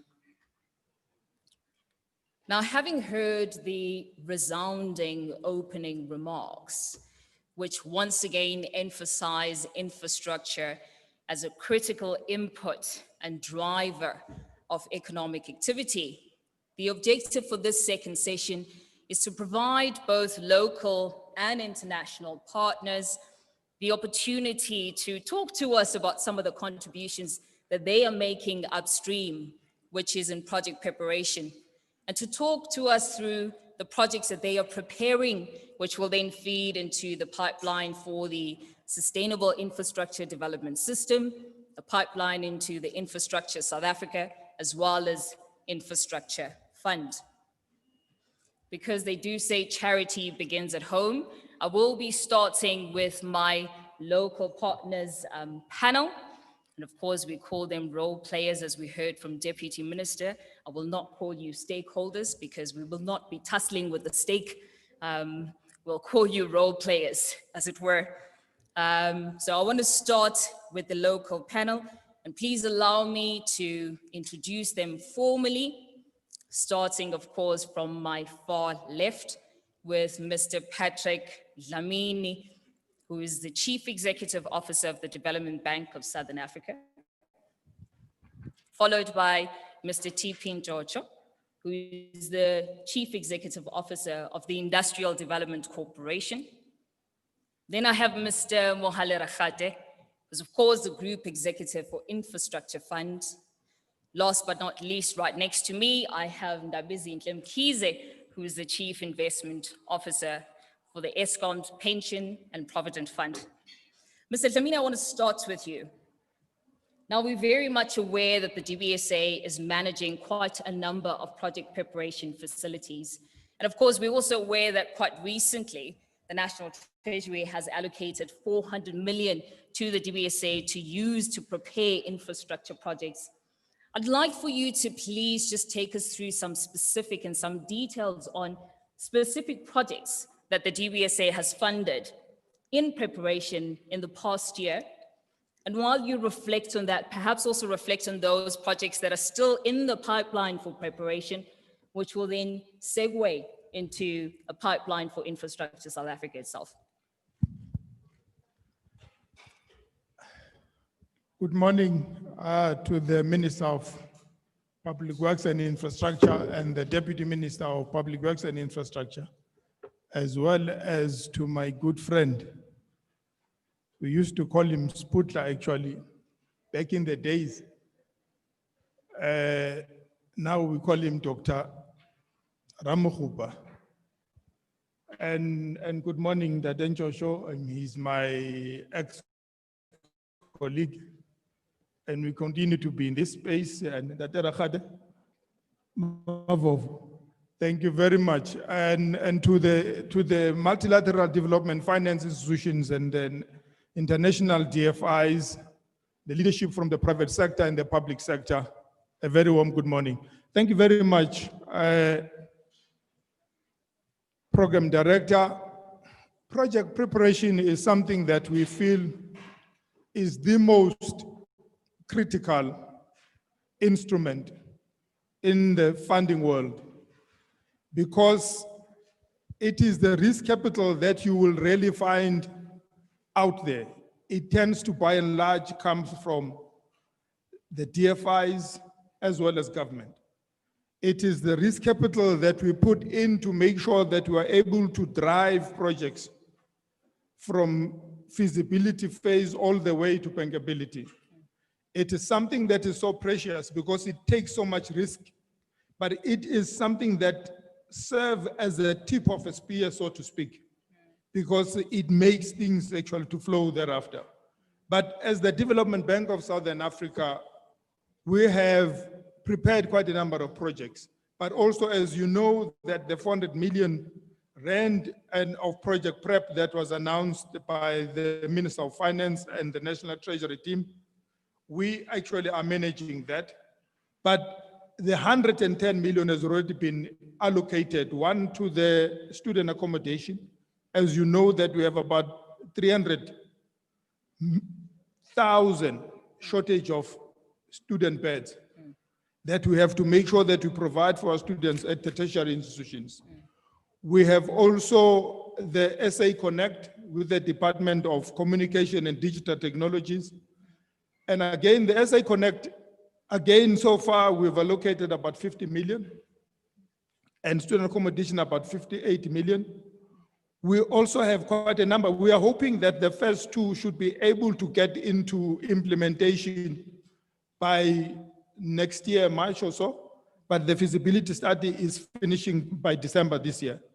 And there is also the National Water Sector Program that we're working with a number of stakeholders on, like COCTA, the Department of Water and Sanitation, MISA, and many other stakeholders that we are also trying to push through the project prep.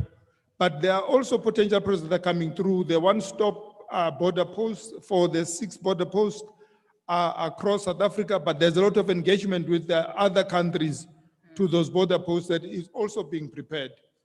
And as you look into, there's also a PPP on the social housing that we're also working with Dr. Ramokhupa and his team on to come through. But also of critical importance is the distribution network. They call it ADAM, the approach to the distribution asset management. Again, if you think that the generation was a big challenge, wait until actually the distribution network becomes a massive challenge, because it has been seriously neglected as the last mile infrastructure, so critical of ensuring that the generation through transmission gets into the homes. I know that the group CEO of ESCOM is also here, but what you see and the value of these projects, just student accommodation alone, we are estimating around 130 billion, and the SA Connect over 100 billion. And the water sector, it's massive, as you also know how much actually the infrastructure also is deteriorated in municipalities. Absolutely. But this is extremely important, because I think what is guiding this is the belief that a well-prepared project, well-structured project, always results in well-financed or well-funded project. That's where then you get to have a good project ready for investment. And I promise you, there is no well-prepared, well-structured, and well-structured project that has never been financed. So the key here is the skill sets to fast-track the preparation of these projects into bankability. This is what we need to start working on. And again, the bulk of the skill set sits in the private sector. That's why we are really, really quite appreciative of the commercial banks, the multilateral, the international DFIs, the asset managers in pension funds, really in working together with us to really make sure that the dream for South Africa of an effective and functional economy, an inclusive economy, becomes a reality. Mr. Dlamini, thanks for that.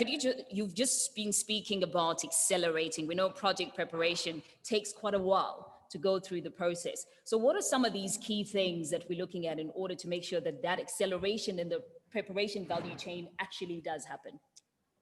Regulation becomes key. Yeah. Alignment with government is extremely, extremely important. As you know, how much actually the bureaucracy of government can hold you back. But the good thing is we have example of this.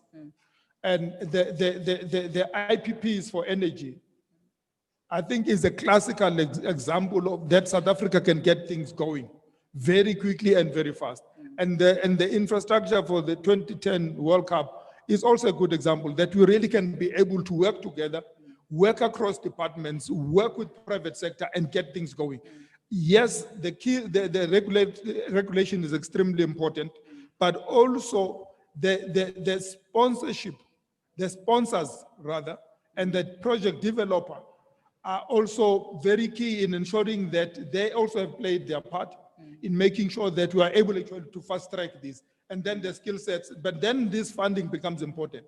But most importantly, as we are talking about inclusivity, what is going to be important is how then do we get to support the women-sponsored projects, the youth-sponsored projects, and the BEE-sponsored projects, because with the equity contribution.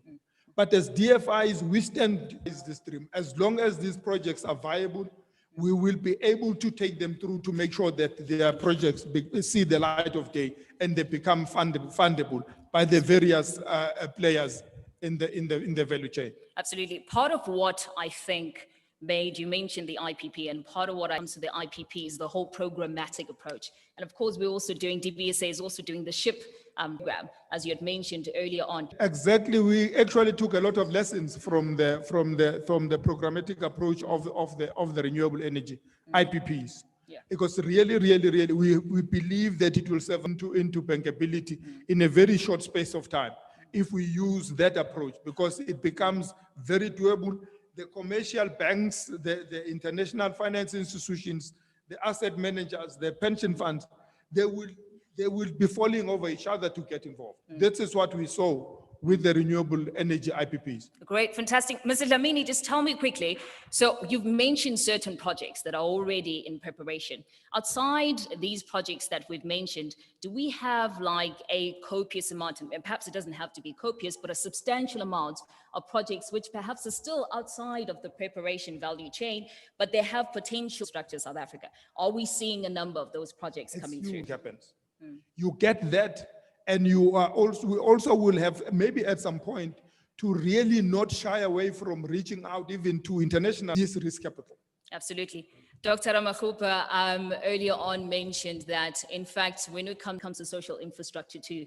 Actually, again, there is quite a number of those. And in actual fact, we will be announcing, I know my colleagues from AFD will also be sharing with you some of the green initiatives that we are getting involved in, because climate financing and sustainable financing of some of the projects that actually qualify becomes extremely important. But that is something actually that excites us, because as a signatory to the Paris Accord, and also as a signatory to the UN in terms of the Sustainable Development Goals, we have to do the best we possibly can to make sure that our country, our region is not left out, because in the achievement of both the Paris Accord as well as the Sustainable Development Goals is an inclusive society. Absolutely. Where no one is left behind. So I really am quite excited at the possibilities, but I also expect that our political principles are going to be single-minded in ensuring that we're able to transform our society, in ensuring that we are able to really make sure that the most marginalized are able to be accorded dignity. When the Deputy Minister of Public Works and Infrastructure spoke of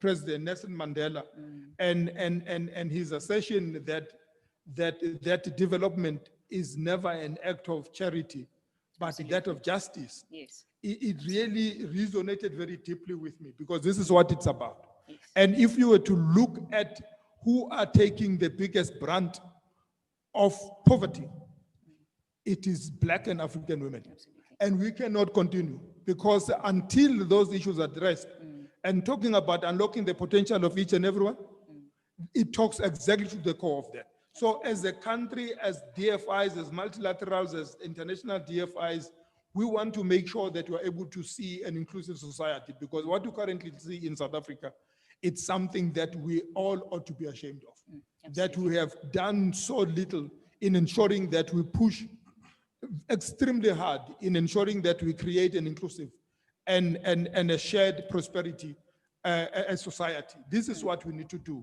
And this is something that actually I'm extremely passionate about. Absolutely. But I'm hoping that through this, we will go very far in shifting the thinking in that direction. Absolutely. It speaks to the very notion of the tide that is rising, doesn't it? Because yes, the tide may rise and we assume that it's going to lift everyone up.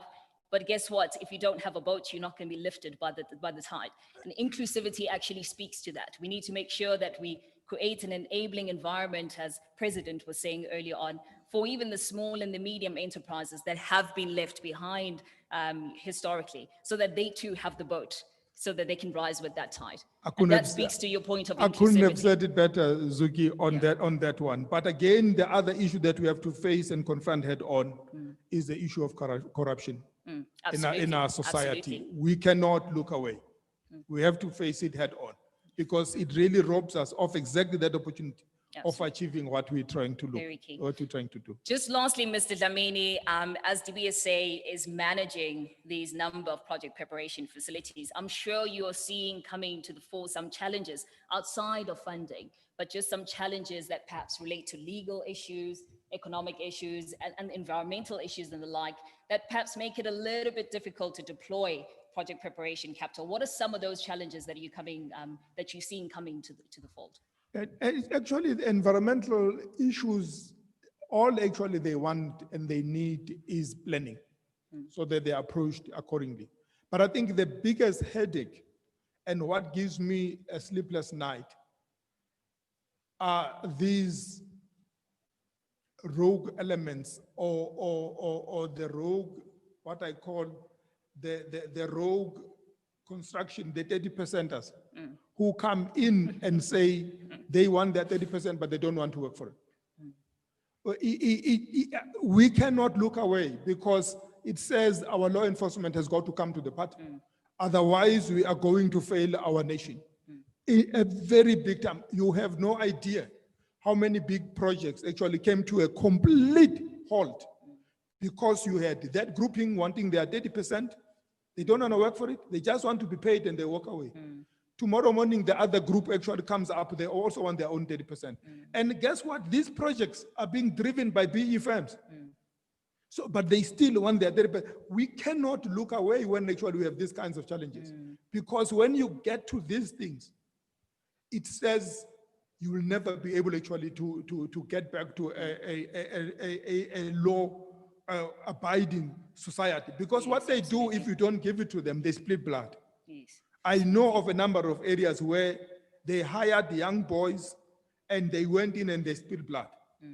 So we cannot sit here and want to do these things and yet we don't deal with these challenges. Absolutely. Sometimes they can get into a city like Tshwane and stop a project right in the middle of the town.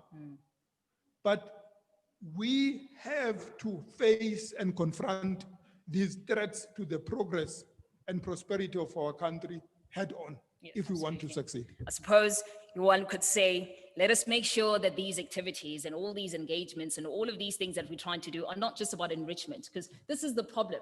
When it's just about enrichment, people do not want to get their hands dirty. They just want to get the benefits without actually playing in it. Let's make sure that it's actually about active empowerment. People are getting their hands dirty and actually doing the work that is necessary to be done. Absolutely. So as to eliminate some of these corrupt activities, thinking that I'm going to get rich fast. And that's not the point. The point is really to make sure that as an economy, inclusivity actually means empowerment, not just enrichment. And the last point on that one, Zuki, is the capacity and the capability of the state. Yeah. When I'm talking of the state, I'm in national, I'm in provincial, and I'm in local government. Because if that capability and capacity does not exist, you can put all manner of infrastructure in place. At some point, it will come down to zero. Absolutely. So that is something that we have to pay serious attention to. Absolutely, as well. we need that backbone. Thank you so much, Mr. Dlamini. TP, I want to come to you. We know that the Industrial Development Corporation, much like the DBSA, also does provide project preparation funding. Could you just quickly talk to us about the type of project preparation funding that the IDC does provide? And I think I'd like for you to specifically focus on the sectors which are relevant for the IDC. I hope I'm audible. Thank you, Zuki. And to Minister Delil, Deputy Minister Kivit, Dr. Ramokgopa, thank you very much for inviting me to this session. Before I come specifically to that question, Zuki, if you allow me, I just want to take a step back and say this particular subject of project preparation, project development, whatever terminology we use, is for South Africa, I think from an economic recovery point of view, a life and death issue. If the country is to significantly move the needle with regards to growing the economy, creating capital stock, ensuring capital flows into the economy, the answer lies here. Because project development, project preparation is a precursor to all the investments that happen at a later stage. So with regards to the IDC, if you, and this is what I learned when I arrived at the IDC approximately just over 18 months ago. The IDC actually was created as a project development organization. That is its fundamental character. And some of the assets that we know today as major assets that are in the South African economy, in which the IDC today still owns partially shares in these companies, were created through a project preparation, through a project development process. The ones that everyone in this room and everyone listening knows are what is today ArcelorMittal, which was previously ISCOR. If you read the history, and these case studies are available in the IDC library, they were created from nothing, from ideas, scoping the idea, taking it through pre-feasibility work, taking it all the way through to feasibility, and eventually attracting the capital investment necessary in order to make it happen. The same can be said of maybe not so mighty today, Sasol. That's how it was created. So this way of doing business is like at the core of how the Industrial Development Corporation works. In recent history, some of the less known projects that have been completed by the IDC, for instance, in the automotive sector, there's an auto manufacturing plant that has been set up in Kucha as a partnership between the IDC and the Beijing Motor Corporation. That's how it all started. A conversation about, can an export facility be created in Port Elizabeth to serve the rest of the African continent? And the guys at the IDC got into a plane, spent time in various parts of the world, and picked a partner in Beijing Motor Corporation. Cut a long story short, we now have a project which is in the final stages of completion, 8 billion rand investment, phase 1, likely to go to 12 billion once fully completed. In the resources sector, because we do resources project, one of the largest investments made in the platinum sector in recent times is a mine called Sidibelo in the northwest. Again, the IDC getting together with a partner or partners and doing it all the way from exploration, all the way to community consultation that the president was talking about, feasibility, producing a bankable proposition, and taking it to market for funding, and so on and so on. So it's to my point about this is a life and death assignment that Dr. Ramokgopa is leading, and we stand ready to contribute. Now, what kind of types of funding? I think I will make the following remark to say, yes, in a simplified way, a project preparation starting from an idea to scoping, to pre-feasibility, to feasibility, eventually to raising the capital to implement the project. Absolutely. Our take is that different types of money will be relevant and appropriate at the different stages of the project.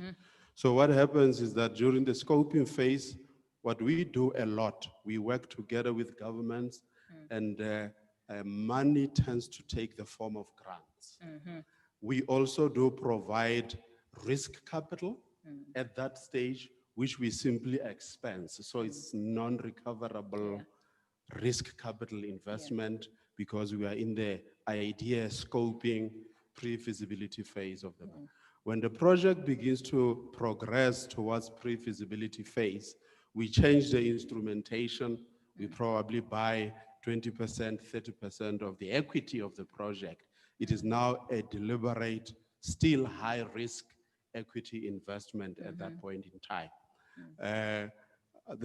I can think of iron ore mines in the Northern Cape, platinum mines in the Northern Cape that have been implemented in recent years, multi-billion investments that started that way, where the IDC worked with the project promoters, bought a portion of the equity, provided either the equity or a shareholder loan of sorts at that point in time, and got the feasibility study to be completed, worked together with a banking partner to raise the project financing and got this invested. So early stage phases will require sort of non-recourse type money. Right. And then as you go forward, maybe you take equity type positions and so you progress. So TP, if I may ask, while we're on that point, before you move on that point, so you'll find traditionally that preparation funding is predominantly that, grants, debt and equity. Do you find that this funding model that is used by most project preparation facilities, is it sufficient enough to get us to places where we want to go, to the development place where we want to go in terms of preparation?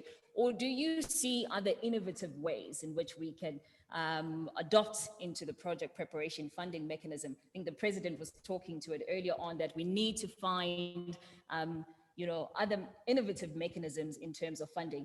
Are you thinking of certain other ways that we can adopt into the preparation phase?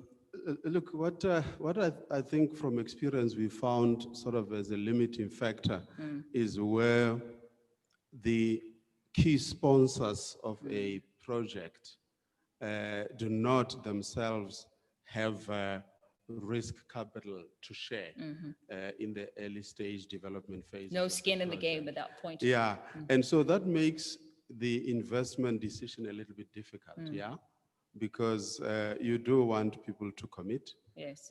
You do want people to, have skin in the game, as you say. So that is the one thing.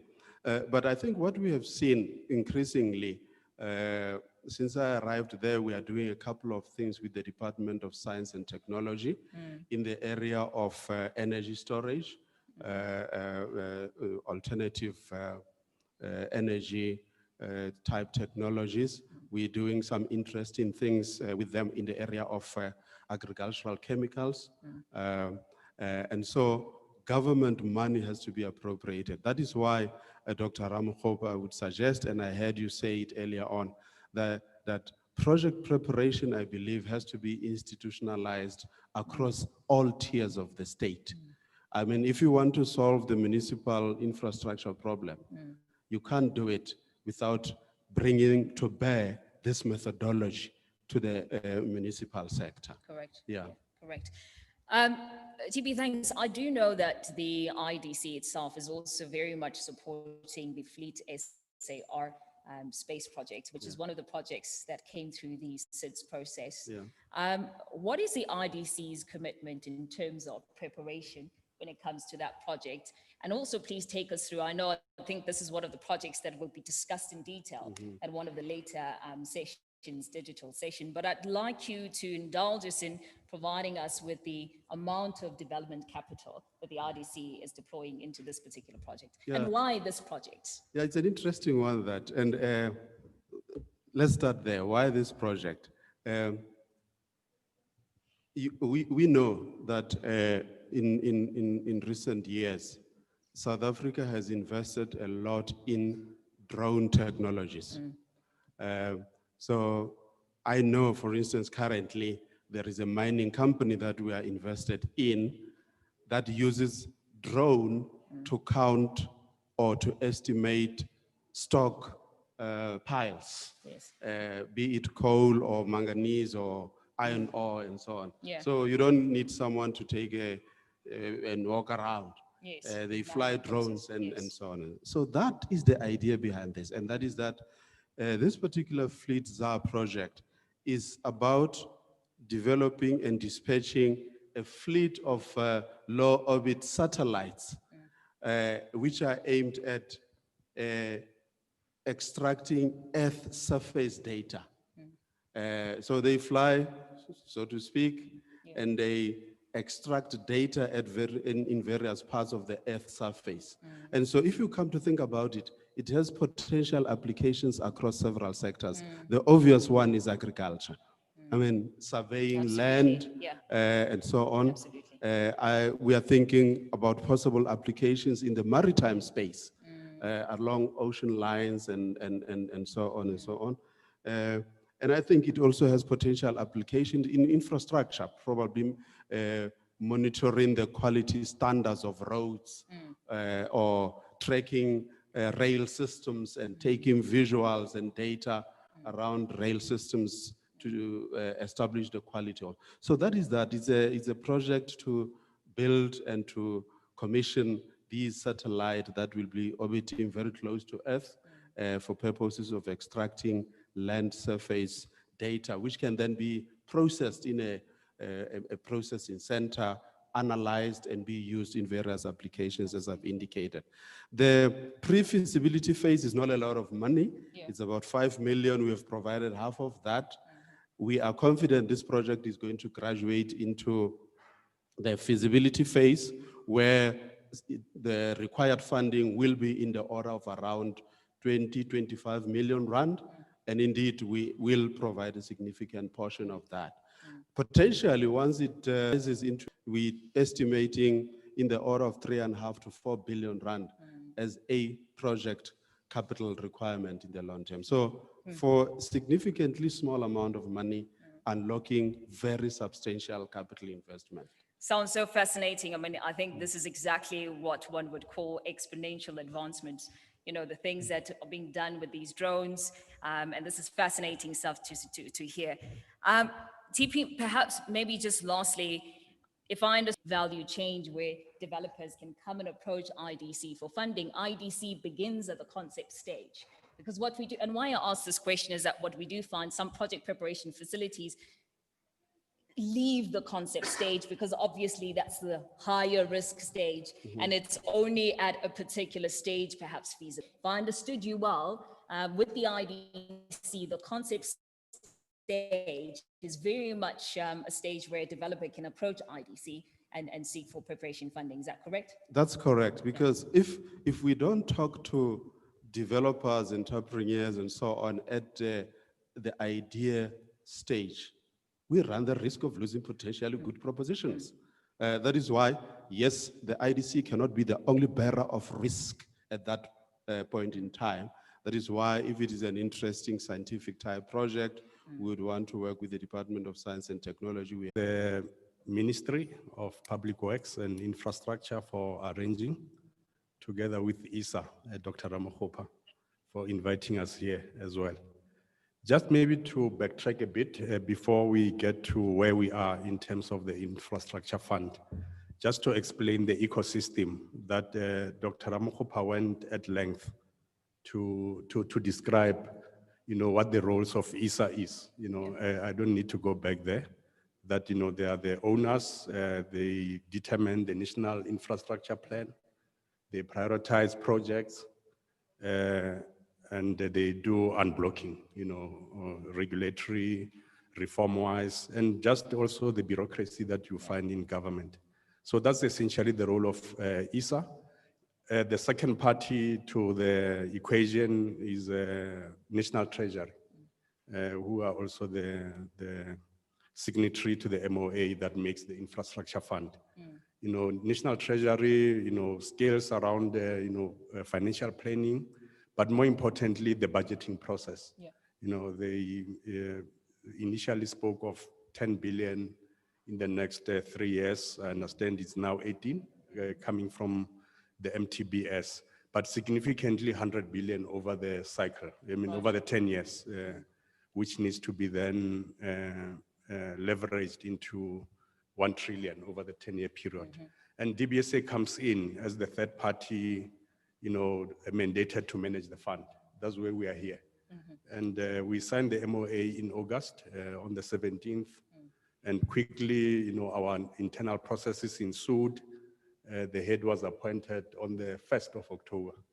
And I'm glad to say, processes to operationalize are proceeding very fast because we are aware that structure as a flywheel to unlock the economy. So maybe I'll mention around 3 critical things that we are, we're starting from a zero base. The head is the only individual currently, but we have a plan to, by end of this year, have the core team in place. Right.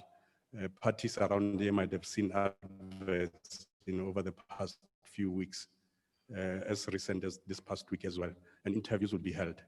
So it's critical that we get the core team in place because, they are really the soldiers who are going to go to battle to fight for infrastructure implementation. Secondly, it's around the ecosystem, and as well, I think the president and Dr. Ramokgopa spoke to, the role that the parties, the role players, not stakeholders, as land as Yes, of please, today. not stakeholders. Yes, role that they players. have to play.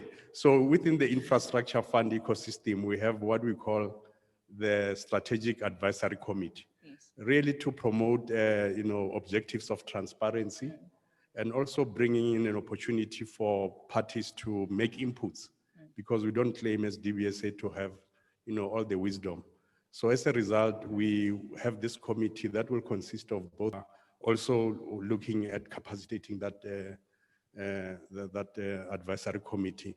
In the first quarter of the new year, we want to have it already in place because it will really play a role in ensuring that the governance, the buy-in, and also the, fora like this one. Yeah. Thirdly, it's around working with the parties, ISA again, National Treasury, to identify those projects that we can implement in the shortest, time possible. And here already we have, projects that come out of the seeds process, Yeah. as well as, projects that, DBSA has been preparing from the 400 million, attained from the National Treasury. So we are working hard to, get alignment and move very fast in the implementation of those. So that's the update on the IF in a nutshell. Thank you. Fantastic. Yeah. I much like this upfront collaboration between private and public sector so that we don't leave things to the last minute, and inputs are, of course, contributed from the onset.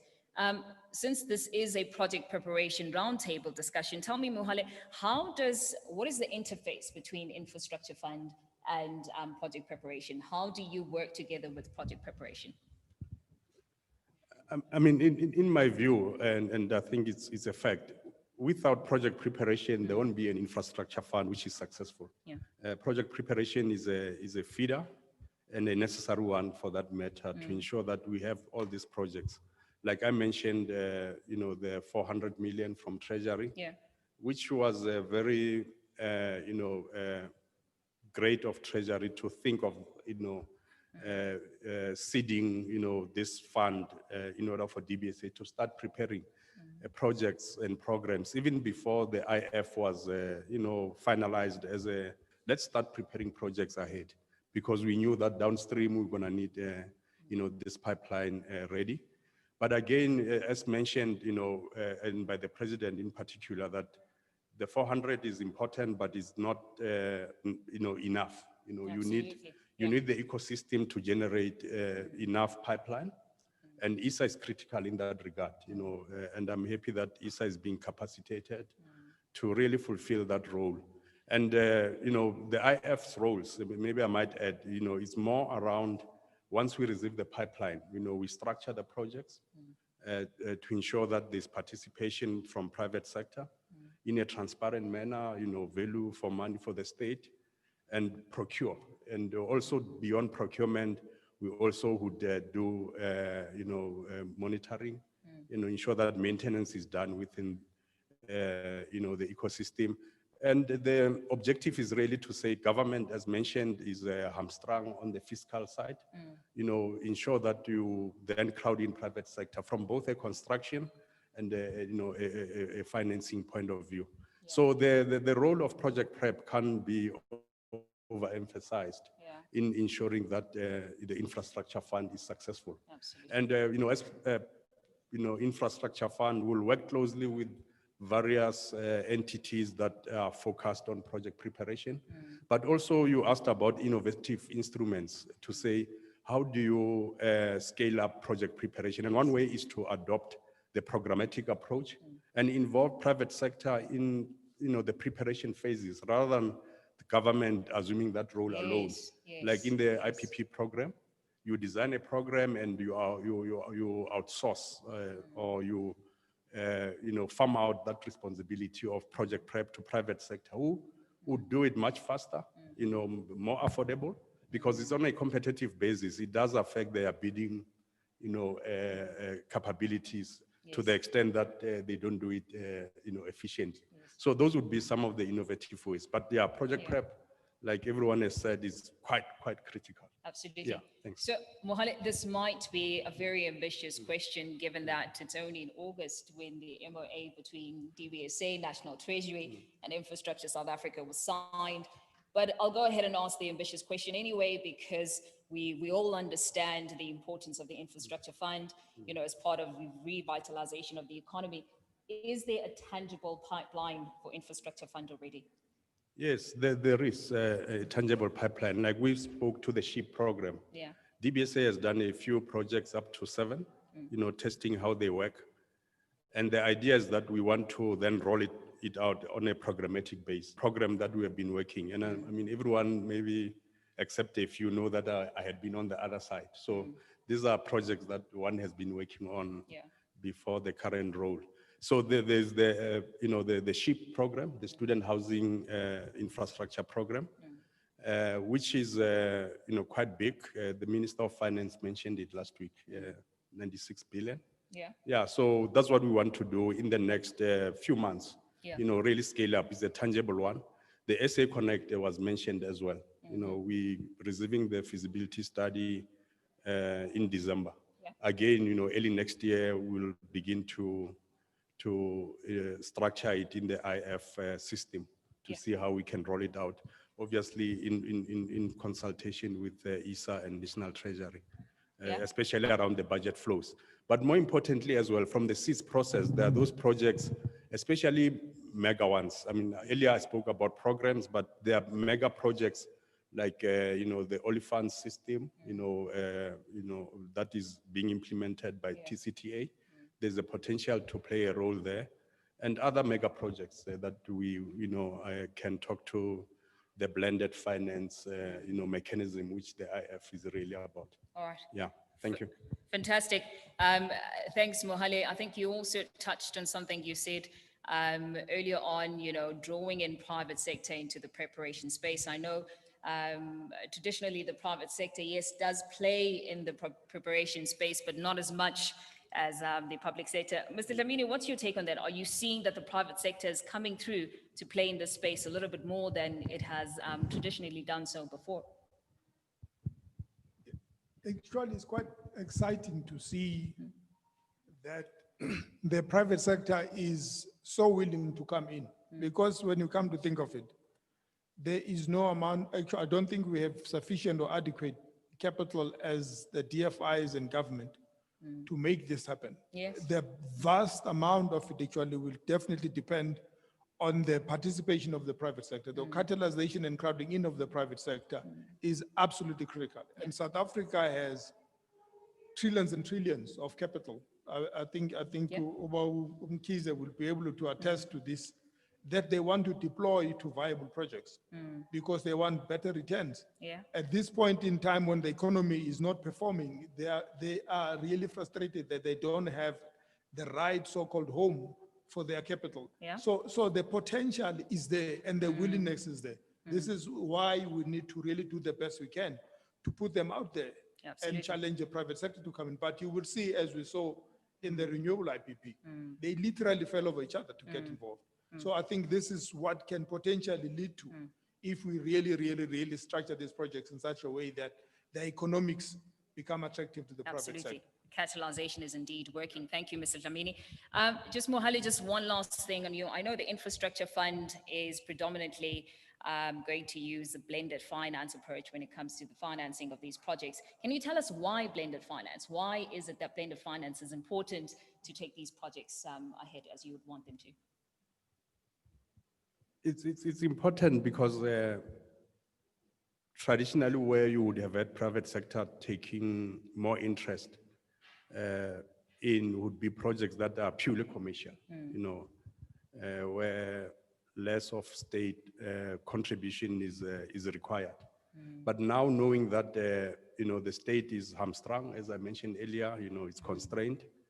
And there are projects that out there that talk both to economic uses as well as social, you know, utilization of, you know, services. You know, a water project is a practical example where you have, for example, water needed for, you know, the operation of mines, but, you know, there are communities around that also require the water. Yeah. So, you know, provision of water to communities is the state, you know, responsibility, as well as maybe to, you know, to the mines, but on a cost recovery basis. Yeah. Then you match the two. You know, you say, you know, we do one project that would serve both, you know, society, the communities, as well as the economic, you know, opportunities that are there, you know, in order to unlock them. So you then structure a project in such a way, and then you do need government contribution. Absolutely. In that space. You need, you know, a private sector to play a role. And of course, you can also leverage, depending on the type of a project or programs you're looking at, you can leverage concessional funding from, you know, your global climate, you know, finance mechanisms. Then it becomes blended finance. So you are solutioning for a real problem that is currently not being adequately addressed. Thank you. Sure. Thanks, Mohali, for that. Now, Mr. Dlamini has just pointed out to the copious amounts of liquidity which are sitting with our pension funds. Mr. Mkhize, I'm coming to you now. We very much know that the involvement of pension funds in infrastructure asset is quite a hot topic.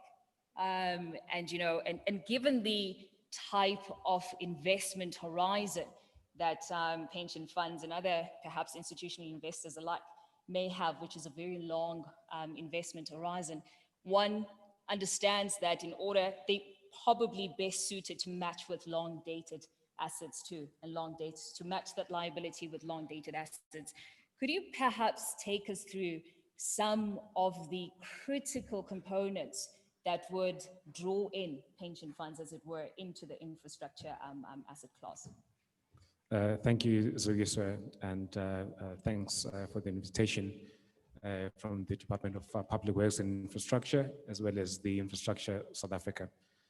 I think this is an important question, and let me just start by saying that pension funds have been investing in this asset class for a number of years, especially through asset management firms, investing in things like energy, renewable energy, in transportation, toll roads, airports, and various other other subsectors. However, we do need to widen the net. So the number of pension funds that are involved, it cannot just be the EPPF or the GEPF. We also need to deepen that investment so that it's not just renewable energy or type of projects, but it's across the whole spectrum or smorgasbord of what's available.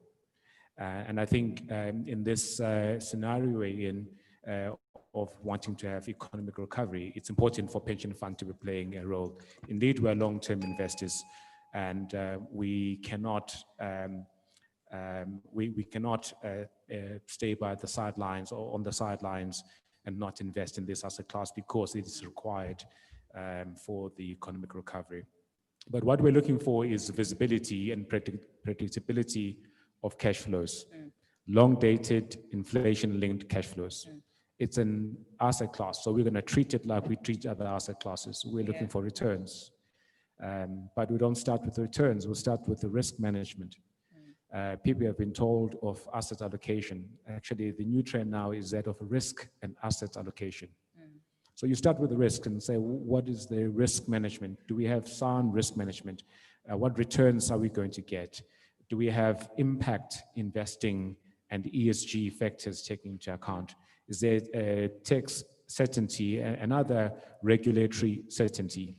And lastly, I would say liquidity, and I'll talk about liquidity in a more nuanced manner later on. Starting with sound risk management, you want to back a project that has an operator who has skills in this game, has experience and strong financial muscle. Because if they do not know what they're doing, all the grand designs will not really work. So we want to ensure that we're backing with people with the skills, with the appropriate skill set. And I think that's important even from when the project is still at an early stage. If you are doing a port, for example, the question we'll be asking is, have you operated a port before? Now that you want us to invest our money in it. And we do that even with our asset managers who might be the one who receive our funds. We want to say, have you managed this fund before? Do you know how to pick the right projects? So either we do it directly or we ask our asset managers to be able to do that. What offtake agreements are there? Be it the power purchase agreements or in case of a road, is it an availability for use where you're paid for making the road available? It's not a toll road, it's not a merchant type of risk. The ability and propensity to pay, the covenant strength. Someone might have the ability to pay, but just not want to pay. Yeah. I think some toll roads in this province of Gauteng are a clear demonstration of that. You do not want to be in a situation where the ability to pay or the propensity to pay is questionable. Political risk. If you are going to crowd in local pension funds, you will find that even though we may have 4 to 5 trillion rands worth of assets, not all of that is going to be in infrastructure. It's going to be a percentage of it. So you are going to need international money. And this is not just new to infrastructure assets. Any company listed on the JSE, you'll find that it has both local and international shareholders.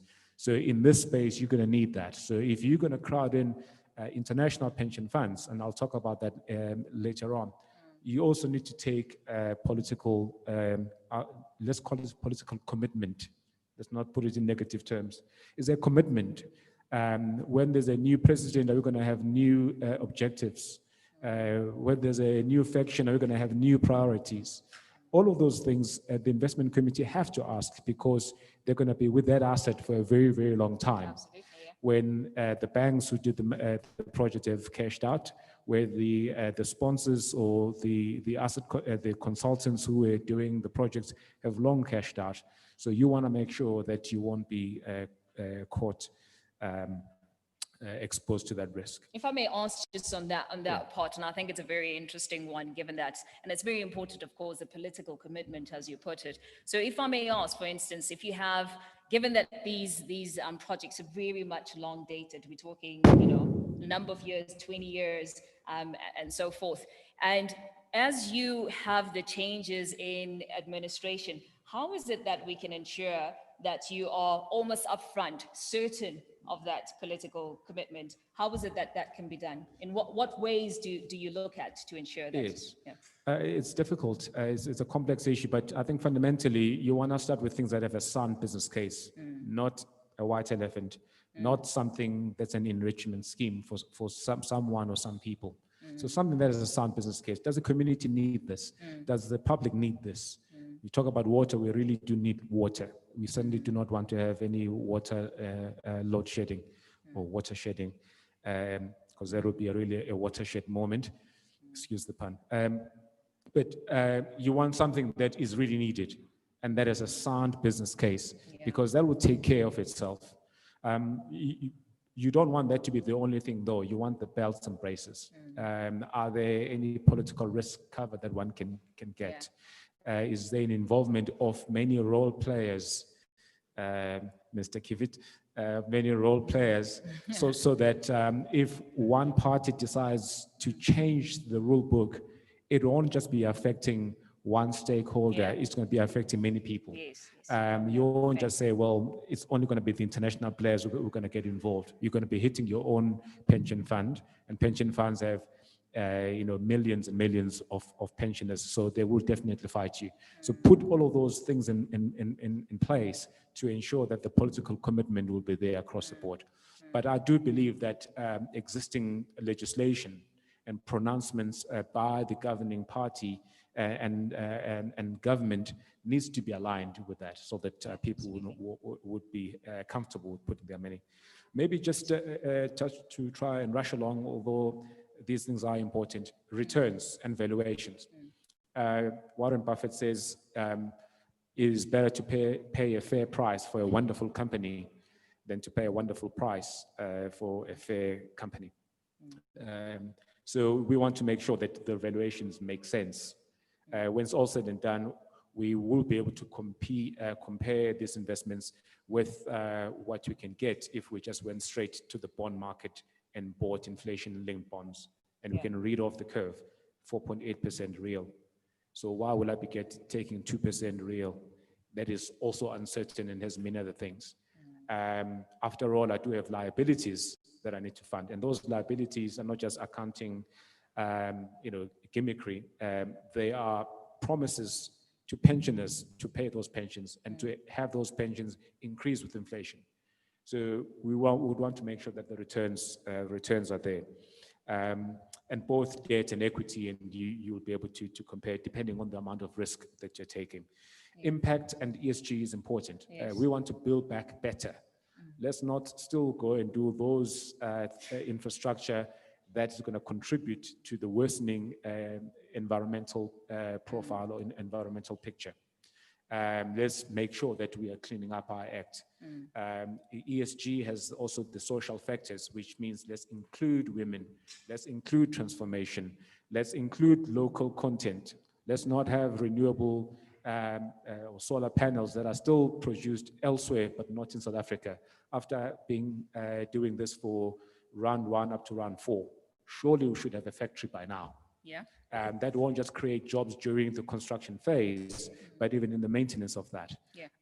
So ensure that local content, local businesses, and local community. And on the G part, the governance, the transparency, the accountability, and actually disclosing what has been done. And not just for the project, but also, and not just for at the time where you're buying that instrument as a pension fund, but also throughout that whole project. Because if it comes out that there are 30%ers who are doing things, or they are maybe not the 30%ers, other 10%ers, white collar crime, it just becomes a fly in the jam. No matter how good the jam is, that fly just, is off-putting. So this is everyone to ensure that we are transparent and we're being seen to be transparent. Transparent and being seen to be transparent. If I may ask, I think you make an incredible point when it comes to impact investment, because nowadays we're very much aware that it's not just about the financial returns, it's actually more so about the social returns. And this is a point that's really key, probably not just for pension funds, but for all investors. And I think that's a key point. Lastly, what I wanted to ask you is construction risk still a sore point for, you spoke of risk mitigation. Is construction risk still a sore point for pension funds?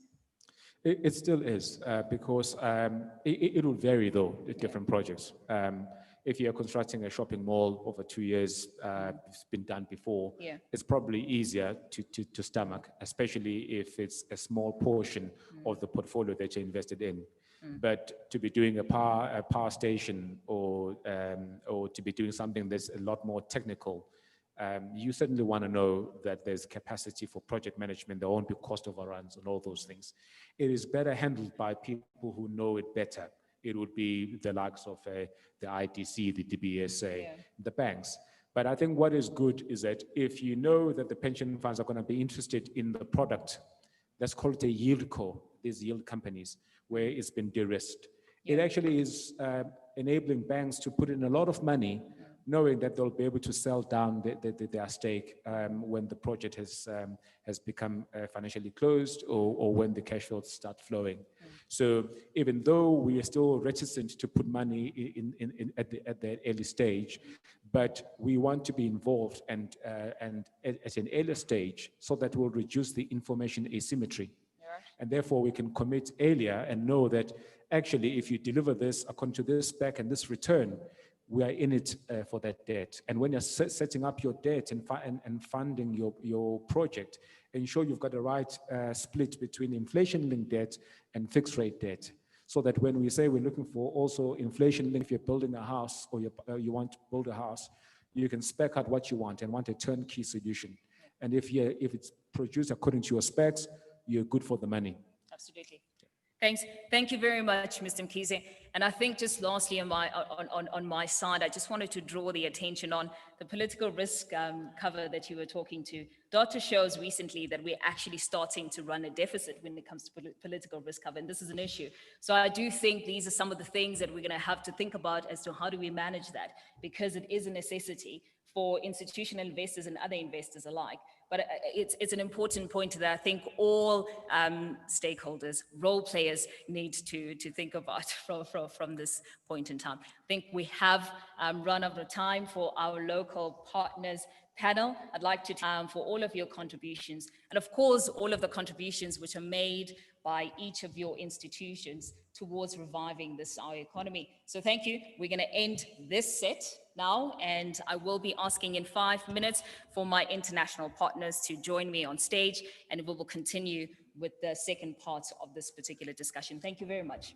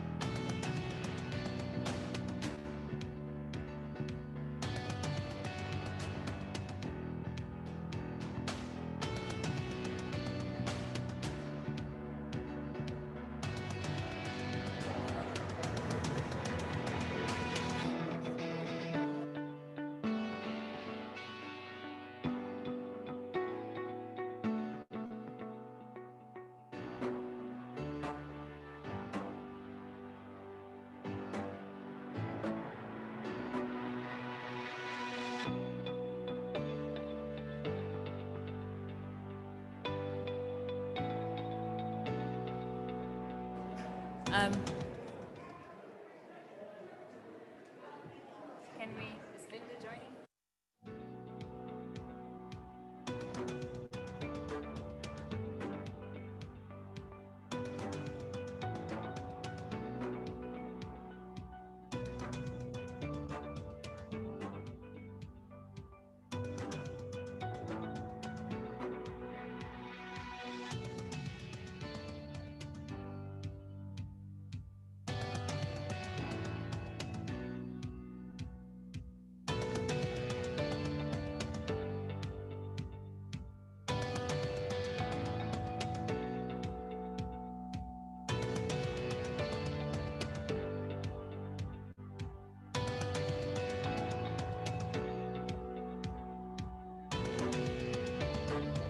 Great. Ladies and gentlemen, I think we can begin the second round of our panel discussions.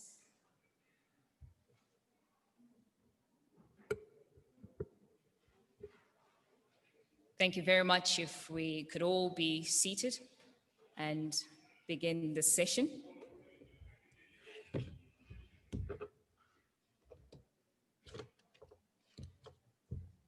I'll of course start off by introducing my panelists, as I did with the local partners before. And I want to start off today by introducing Ms. Linda Rudo Munyengeterwa, who's the Regional Director of Infrastructure at the International Finance Corporation. She is joining us virtually today. Linda, I just want to check if you can hear me. Yes, I can hear you. Perfect. So welcome to you, Linda. And then right next to where Linda ought to be sitting, next to the vacant chair right now, is Mr. Farai Kanonda, who is the Regional Operations Manager for Energy and Infrastructure coming from the African Development Bank. Right next to Mr. Kanonda is Ms. Silk Stadtman, who is the Director at KfW Development Bank. And right next to me, last but not least, is Mr. Bruno de Prince, who is the Regional Director from the French Development Agency. Panelists, welcome.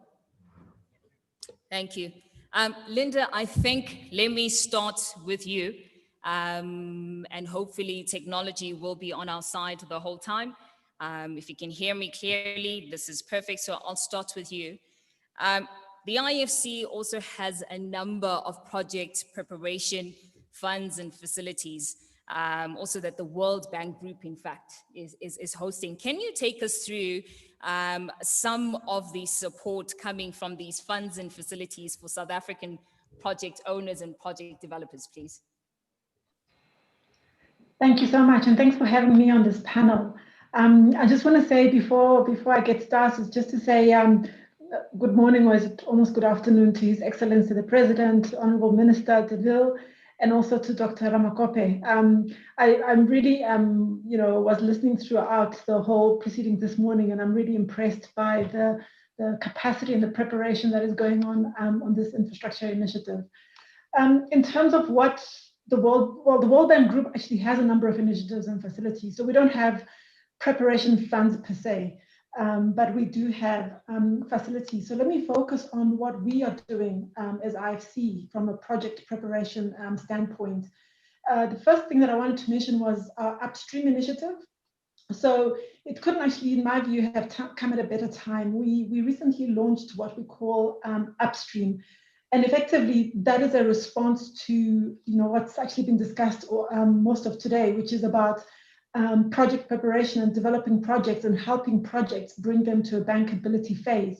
My team specifically, and I cover all of Africa and the Middle East, added about 37 people to that team, really just focused on project preparation.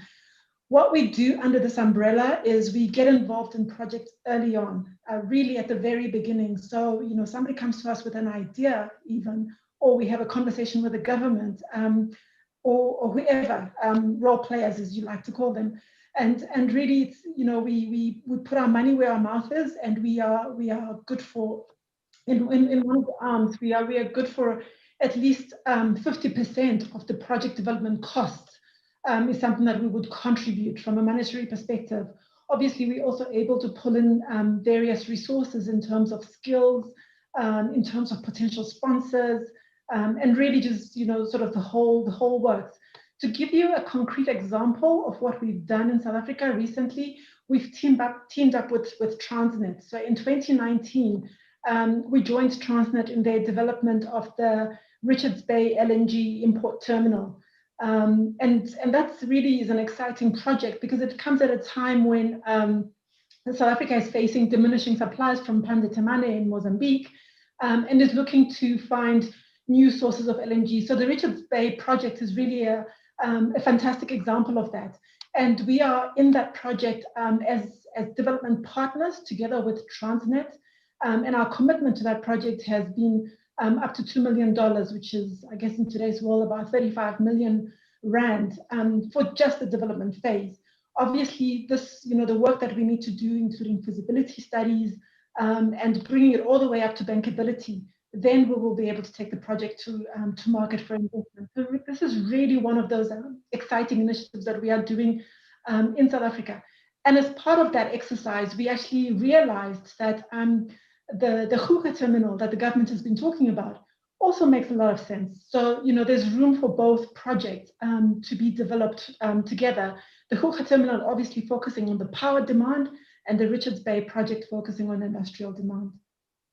The other initiative that we've launched that I'm really excited about is what we call our cities program. This is an Africa-wide program. And in fact, what we're trying to do is work with municipalities throughout the continent to help them develop projects and bring projects to the market. I think we all know that there are quite a number of projects in the water space and the energy space that the municipalities are responsible for. And this is where we found that there's a role for IFC to play. And again, in South Africa, we have engaged with the cities of eThekwini and Ekurhuleni, and we actually are an investor in Ekurhuleni, being one of the bond. We participated in the bond a couple of years ago, and actually recently again a couple of months ago. So really exciting to be a part of this, and this is all very early stage project development phase. Thanks. Thanks, Linda, for that. And what I am hearing is that there's, of course, a 50% in the game, skin in the game that's required from IFC, as well as IFC will, from the onset, in the initial stages, put at least 50% of that cost in. Aside from that part, what are some of the key terms and conditions that some of these developers have to get into play first before applying for preparation facilities from the World Bank Group? So I think, the first issue is obviously to have a sound proposal. What are you trying to do? Is there a market for what you're trying to do? And will there be, offtake? So if we look at the example of the LNG project, it really is quite simple. There's a demand for LNG, and there will be consumption at the other end of the pipe. So that market concept is proven. And then I think the other thing is it really goes to what Mr. Mkhize was talking about earlier on, about bankability of projects. You want to make sure that your partners do have skin in the game, because if you're the only one that is putting money at risk, what is the incentive for your partner to actually make sure that the project goes to the end and is successful? I think people feel and are committed more if they've got something to lose. So for us, that is always very important. In developing a project, you always have to have the right sponsor. Who is the person that is best placed to develop that project? Where are the skills going to come from? So if you're talking about, the power plant, who's the EPC? Where are you going to get that EPC? Who's the project manager? Who understands how to bring the different bits together? Because if you're not able to do that, you may have a brilliant concept, but you're not going to be able to execute. So it really is important that you are aligning all the different people. And at the development phase, that doesn't have to be, it doesn't have to be fully baked. This is where we sit and negotiate and discuss who are the best people, how do we bring them on board? And always for us, we find that if you're looking at a project, and it's typical in infrastructure that you will require an EPC contract, putting that out to tender is always the most efficient from getting the best skills, efficient from getting the best price. There are a bunch of other things that you obviously have to look at as you're developing your project. What is the regulatory framework? Does it allow you to develop that project? Do you need to work with the government to get the framework in place? What is the competitive space looking like? What are the environmental issues that you have to contend with? And are you in a place to address those environmental issues in a manner that will ensure that you are able to attract investors in the future? Because always your end game is, I want to bring this project to market for the markets to be able to finance. Absolutely. And Linda, is there a funding envelope for preparation in South Africa? So we don't have an envelope per se. It really is just about, if there's a good project and there's a good concept, we will have a look at it and we will discuss it. The only time we have a limitation is if we are using what we call our infraventures arm. And so basically in infraventures, this is where we co-develop a project, which is what we're doing with Transnet. And that in that instance, we are limited up to 50% of the project. And the actual amount itself can go up to easily 5 million is something that we can invest. And we can always continue to go back to our committee if there's a strong case to invest more. So we don't have an envelope. We can actually consider as many projects as we have the capacity to support. There's no limit.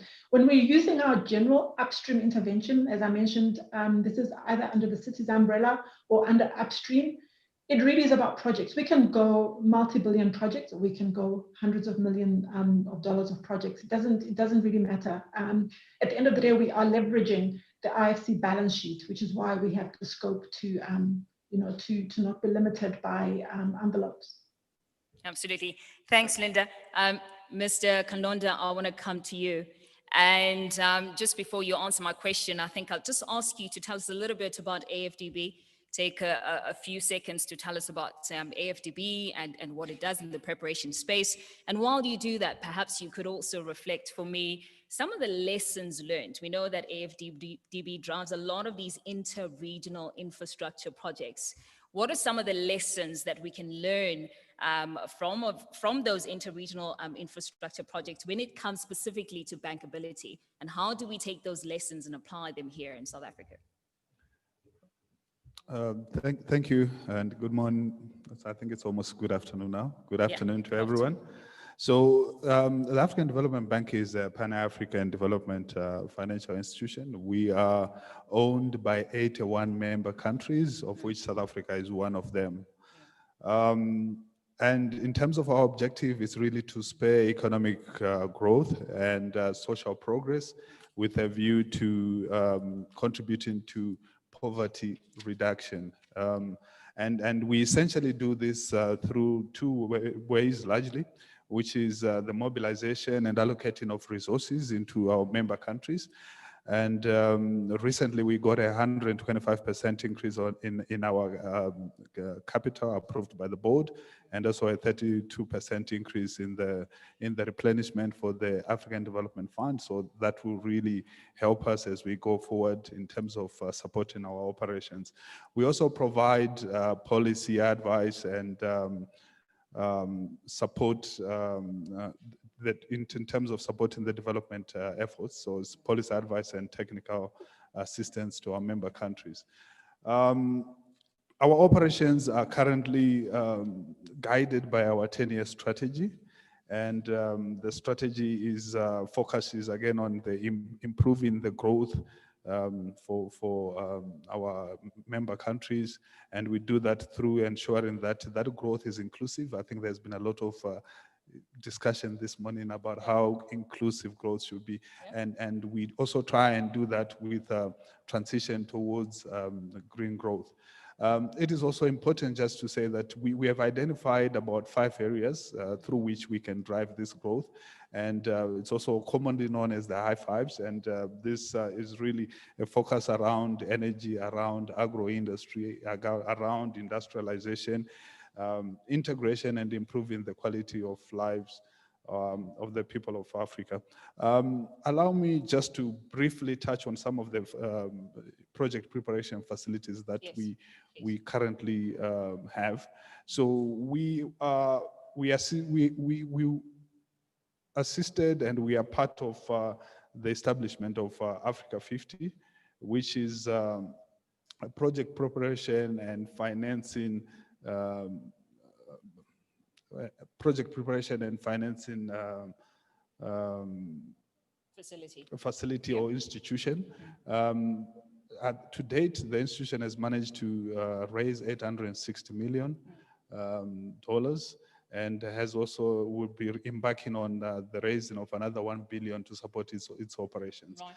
So that's Africa 50. We also have what we call the NEPAD Infrastructure Project Preparation Facility, and it's been running for a number of years, really to assist with the development and the preparation of high quality regional projects, as well as providing capacity building and enabling environment, especially around PPPs. Through this facility, we have managed to leverage about 8.5 billion over the last few years. We also have what is called the Africa Water Facility, and as you know, the name suggests, is really there to assist with the preparation of water-based projects, if I can put it that way. We also have this, what we call the Sustainable Energy Fund for Africa, which was set up which is basically anchored by a $60 million support from the Denmark and the USA. And this focuses on renewable energy and energy efficient projects, mainly small to medium scale projects. And again, we have leveraged from this about 800 million worth of projects, about 237 megawatts related to that. Let me also talk of what we call the Fund for African Private Sector, or FAPA. It provides technical assistance and capacity building in project preparation, and also an additional facility that we currently have project preparation is the middle income country grant that we have. I think largely these are the facilities that we in terms of project preparation facilities that we have, but we also have other smaller funds within the institution that we have. And perhaps lastly, if I could also just talk of the fact that we also have been running the Africa Investment Forum for the last few years to assist bankable projects reach financial close. And in the last edition, we managed to secure funding for projects, at least interest for the funding of projects to the tune of about 40 billion. And I think this comes at a very opportune time in terms of what the government is currently trying to do in terms of getting projects funded. Could you perhaps mention some specific projects that you've invested in South Africa? Just a few of those projects, if you could mention those. Okay. So in South Africa, we have funded, I think one of the more flagship projects, if I can put it that way, is the Medupi Power Project, Eskom Medupi Power Project. And if we look at what we have done in the energy sector, we've contributed to close to 5,000 megawatts of generation through not only the Medupi project, but also we have the Xena Solar, which is 100 megawatt concentrating power plant, as well as the Serra Wind project down in the Cape, also another Eskom project. So that's in the energy sector. We have also funded Transnet over the years. And I think we have close to about 1.2 billion or so that we have also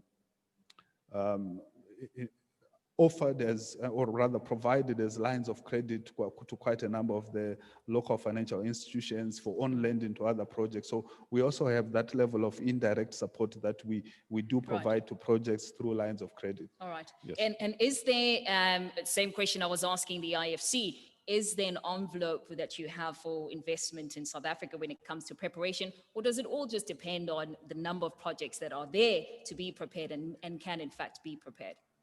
So we don't have a specific envelope for South Africa. We rather, it's a pool that it then becomes a first come, first serve basis approach to how we then, prioritize the projects that we receive. So yes, nothing specific for South Africa, but yes, we have the funding to support preparation. Okay, perfect. Ms. Stutman, I'm coming to you now, and I really wanted you, same as Mr. Kanonda did, just to give us a brief overview of KFW and its activities, particularly when it comes to preparation funds. And while you're doing that, and maybe just reflect on some of the ways that you can share with us, innovative ways in which we can accelerate. Earlier on, we're talking about the process of preparation taking far too long sometimes. What are some of the innovative ways that you can share with us from a KFW perspective, from lessons learned, that we can accelerate this process? Okay, thank you very much. Thank you very much also for the opportunity to talk today on this, project preparation roundtable. And also, I would like to say hello to Dr. Josie Kopar and the Deputy Minister, ladies and gentlemen. And I'm really pleased to be here today and to talk about KFW. Yes, KFW is a German development bank and finance project around the world on behalf of the German government. And our objectives are at the end, to protect our climate and environment, of course, to reduce poverty and to improve economic and social conditions. Sorry. And regarding now South Africa, I think that's the most important for you here, is we could finance project in focal area that are 3 main focal area. And one of the biggest focal area we could finance project is the green economy. So it's water, transport, and energy, renewable energy, and energy efficiency. We also finance projects in education and youth employment and in the governance, so the violence prevention projects. Now, regarding your questions, yes, we have different financial instruments, KFW, and of course, we are a bank, and at the end, we would like to finance infrastructure projects in different countries, and also in South Africa, and we already finance a lot of projects. Perhaps I have to mention, we are a group of banks. So I'm representing here the KFW Development Bank. But we have also private banks, so like the DG or IPEX. So in total, we financed projects in the last years, 2.2 billion euro as a group here in South Africa. And now for the preparation, to the project preparation, I think our government thinks, and also KFW, that this is, and also as the other panelists already said, it's really a main issue and it's a very important point to have a really good prepared project. Yeah. That's the reason why we receive from our government the budget funds at the end to finance project preparations. At the end, of course, also perhaps to finance at least also the infrastructure, but it is not a must. So we could finance studies, feasibility studies, pre-feasibility studies, but also technical assistance like tender agents, or also we could support in institutional reforms. Yeah. We also could finance capacity buildings if necessary, or trainings. What we did already here in South Africa is we finance projects, or we support the IPP office with 4.5 million euro grant. So all this preparation funds are grants. Sure. So what is, perhaps to come to your question, so the German government is ready to provide us, and at the end also our partners, with grants to prepare well projects, at the end bankable project. And from my experience, and I'm also an engineer, and I did a lot of projects before, I think to focus or to put more efforts in the front loading of a project is very important at the end to save money, to save time and to have a sustainable and a successful project at the end. Yes, absolutely. And it's easy to say, I think, but really to realize it's not so easy, I think. So what's my experience, and also KfW is, and all the other people already said it, it's stakeholder in a project. And I think Mr. President said it, we have to involve the community. Yeah. We have to involve our task group. Why we do this project, or why would you like to do the project? I think that's a main issue. To do a feasibility, only 3 words to the feasibility or a bankable project. I think, what is a bankable project? Because we all talked every time bankable project, but what does that mean? So from KfW side, it started, and I think TP said it from the IDC, the CEO. It starts with the concept. Yeah.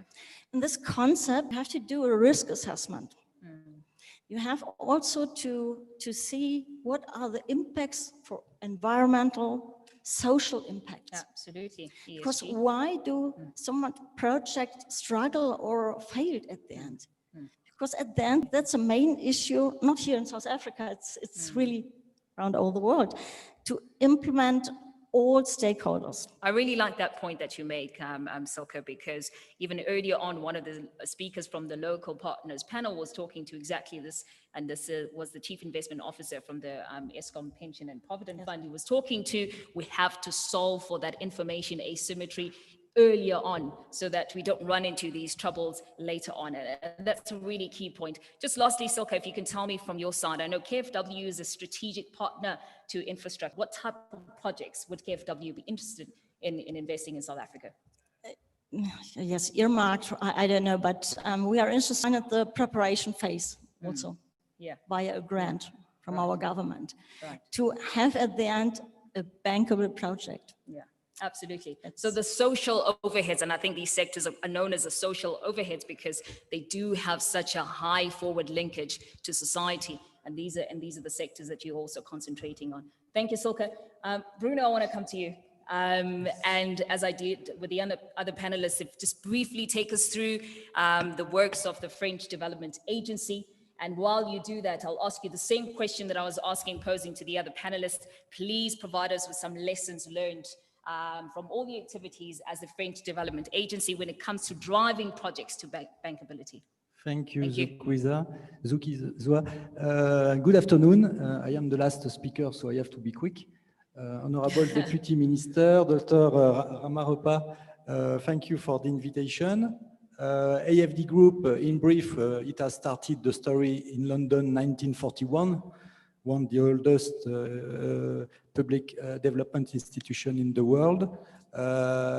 14 billion euros commitment in 2019, 50% in Africa for historical reasons. AFD, which is a public institution 100% owned by the French state, is deeply involved in the development of the African continent with a focus on infrastructure, and 100% of our projects are compliant with the Paris Agreement.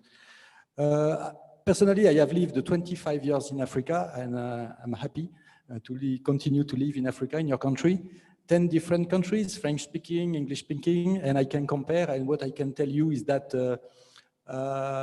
your country, South Africa, has not only potential, we talk a lot about potential, but opportunities are there.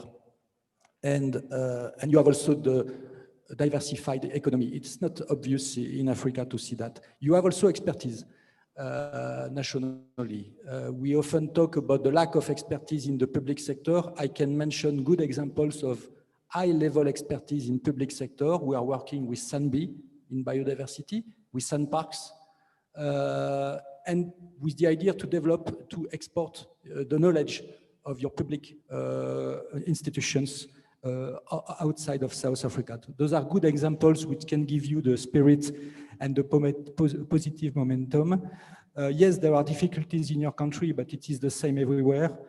Personally, I think that you have the ingredients to write a new economic narrative for the future. I see the future will evolve rapidly in your country. Proparco is the subsidiary of AFD in charge of the private sector, like IFC. So they are there also. And the particularity of AFD, we can fund directly public entities, SOEs, municipalities, without asking for the guarantee of the state of South Africa. If the company is well managed, if the track record is positive, and if the level of governance is good. If it is the case, we take our own risk. We are used to doing it. We can provide funds at our own risk in favor of public entities. Would you say, Bruno, just on that point, this is some of the effective solutions that we need to look into for project development? Yes. Exactly what you've just mentioned now. Now, lessons learned quickly, 8 very quickly. Yes, project preparation are key for the development of successful programs. It needs support of the government, of public entities, but also of DFIs, like the one you have in front of you, and also national entities. Especially, it's necessary at the pre-feasibility stage. This is where the lack is, the gap is very essential. There is a lack of funds to fund pre-feasibility study. You are right to focus on infrastructure. Clearly, you have taken a good decision and you are moving towards the right direction. DFIs, we are here not to give lessons, but to share expertise, to share experience, to have peer-to-peer exchanges, and please take advantage of the expertise which is available at the DFI level. So don't hesitate to challenge us. I don't think you use enough DFIs present in your country compared to what we do in other countries, especially in Africa. Other lessons learned. When you create program, don't let, sorry, Silke, for that, you were an engineer, but don't let the floor only to engineers. Look at right from the start about financial aspects to make sure it is. I'm sure no offense taken this, okay, yeah. Because generally at the early stage, it's engineers who are working, but you have to involve the bankers right from the beginning in the project. M&E also look at what you have done in the past to define the new projects, to take lessons from what has been done before. PFMA, your president said in February that the PFMA in South Africa has to evolve, to be more flexible, and especially to create new innovative contractual options like outcome-based contracts. This is something where your PFMA has to evolve. And also I'm always impressed to see that it happens with public institutions that they ask us to work with our funds because it's grant. So it's easier. They don't have to comply with the PFMA, and they're quicker to use funds from international organizations. There is something wrong. They should be able to work positively and quicker with national funds. Yes, we are here to complement what you are doing, but the solution will be local. The commercial banks, they will not be the one to fund the pre-feasibility study. This is the role of the state. And when I see good examples in Europe like Airbus, it was a public initiative. The Paris La Défense is the biggest economic hub of Europe. It is a public initiative. So yes, the state has a role to play. And don't look at DFIs, another lessons learned. Don't look at DFIs only as the one to provide grants. Yes, it's always nice to receive a grant, but mainly the expertise which is behind, which is really essential. Absolutely, absolutely. And Bruno, just lastly from you, is it that project developers and project owners can apply at any stage of the preparation stage when they want preparation funding from AFD? It's not just at pre-feasibility or post-feasibility. Is it at any stage of the value chain? Yes, we can intervene at any stage. We don't have specific envelope. So it is on a project-by-project basis. We are happy to see the setup of this wonderful infrastructure fund, especially managed by somebody who knows DFIs very well. Morale Ragate knows us very well. We are used to working together. And at the state of South Africa level, make sure he will be in a position to structure independently the programs and prioritize. It's very essential to not only, he is not there only, will not be there only to implement projects decided, but he has a role to play to prioritize and to structure the program. If he has this hat, it can be a very wonderful success. He will not accept everything, it's life, he will have to prioritize. The expertise at the DFI level, I said about it. You should also share good and bad experiences with DFIs, what we have done in our countries. I'm from the north of France. It was a cool region.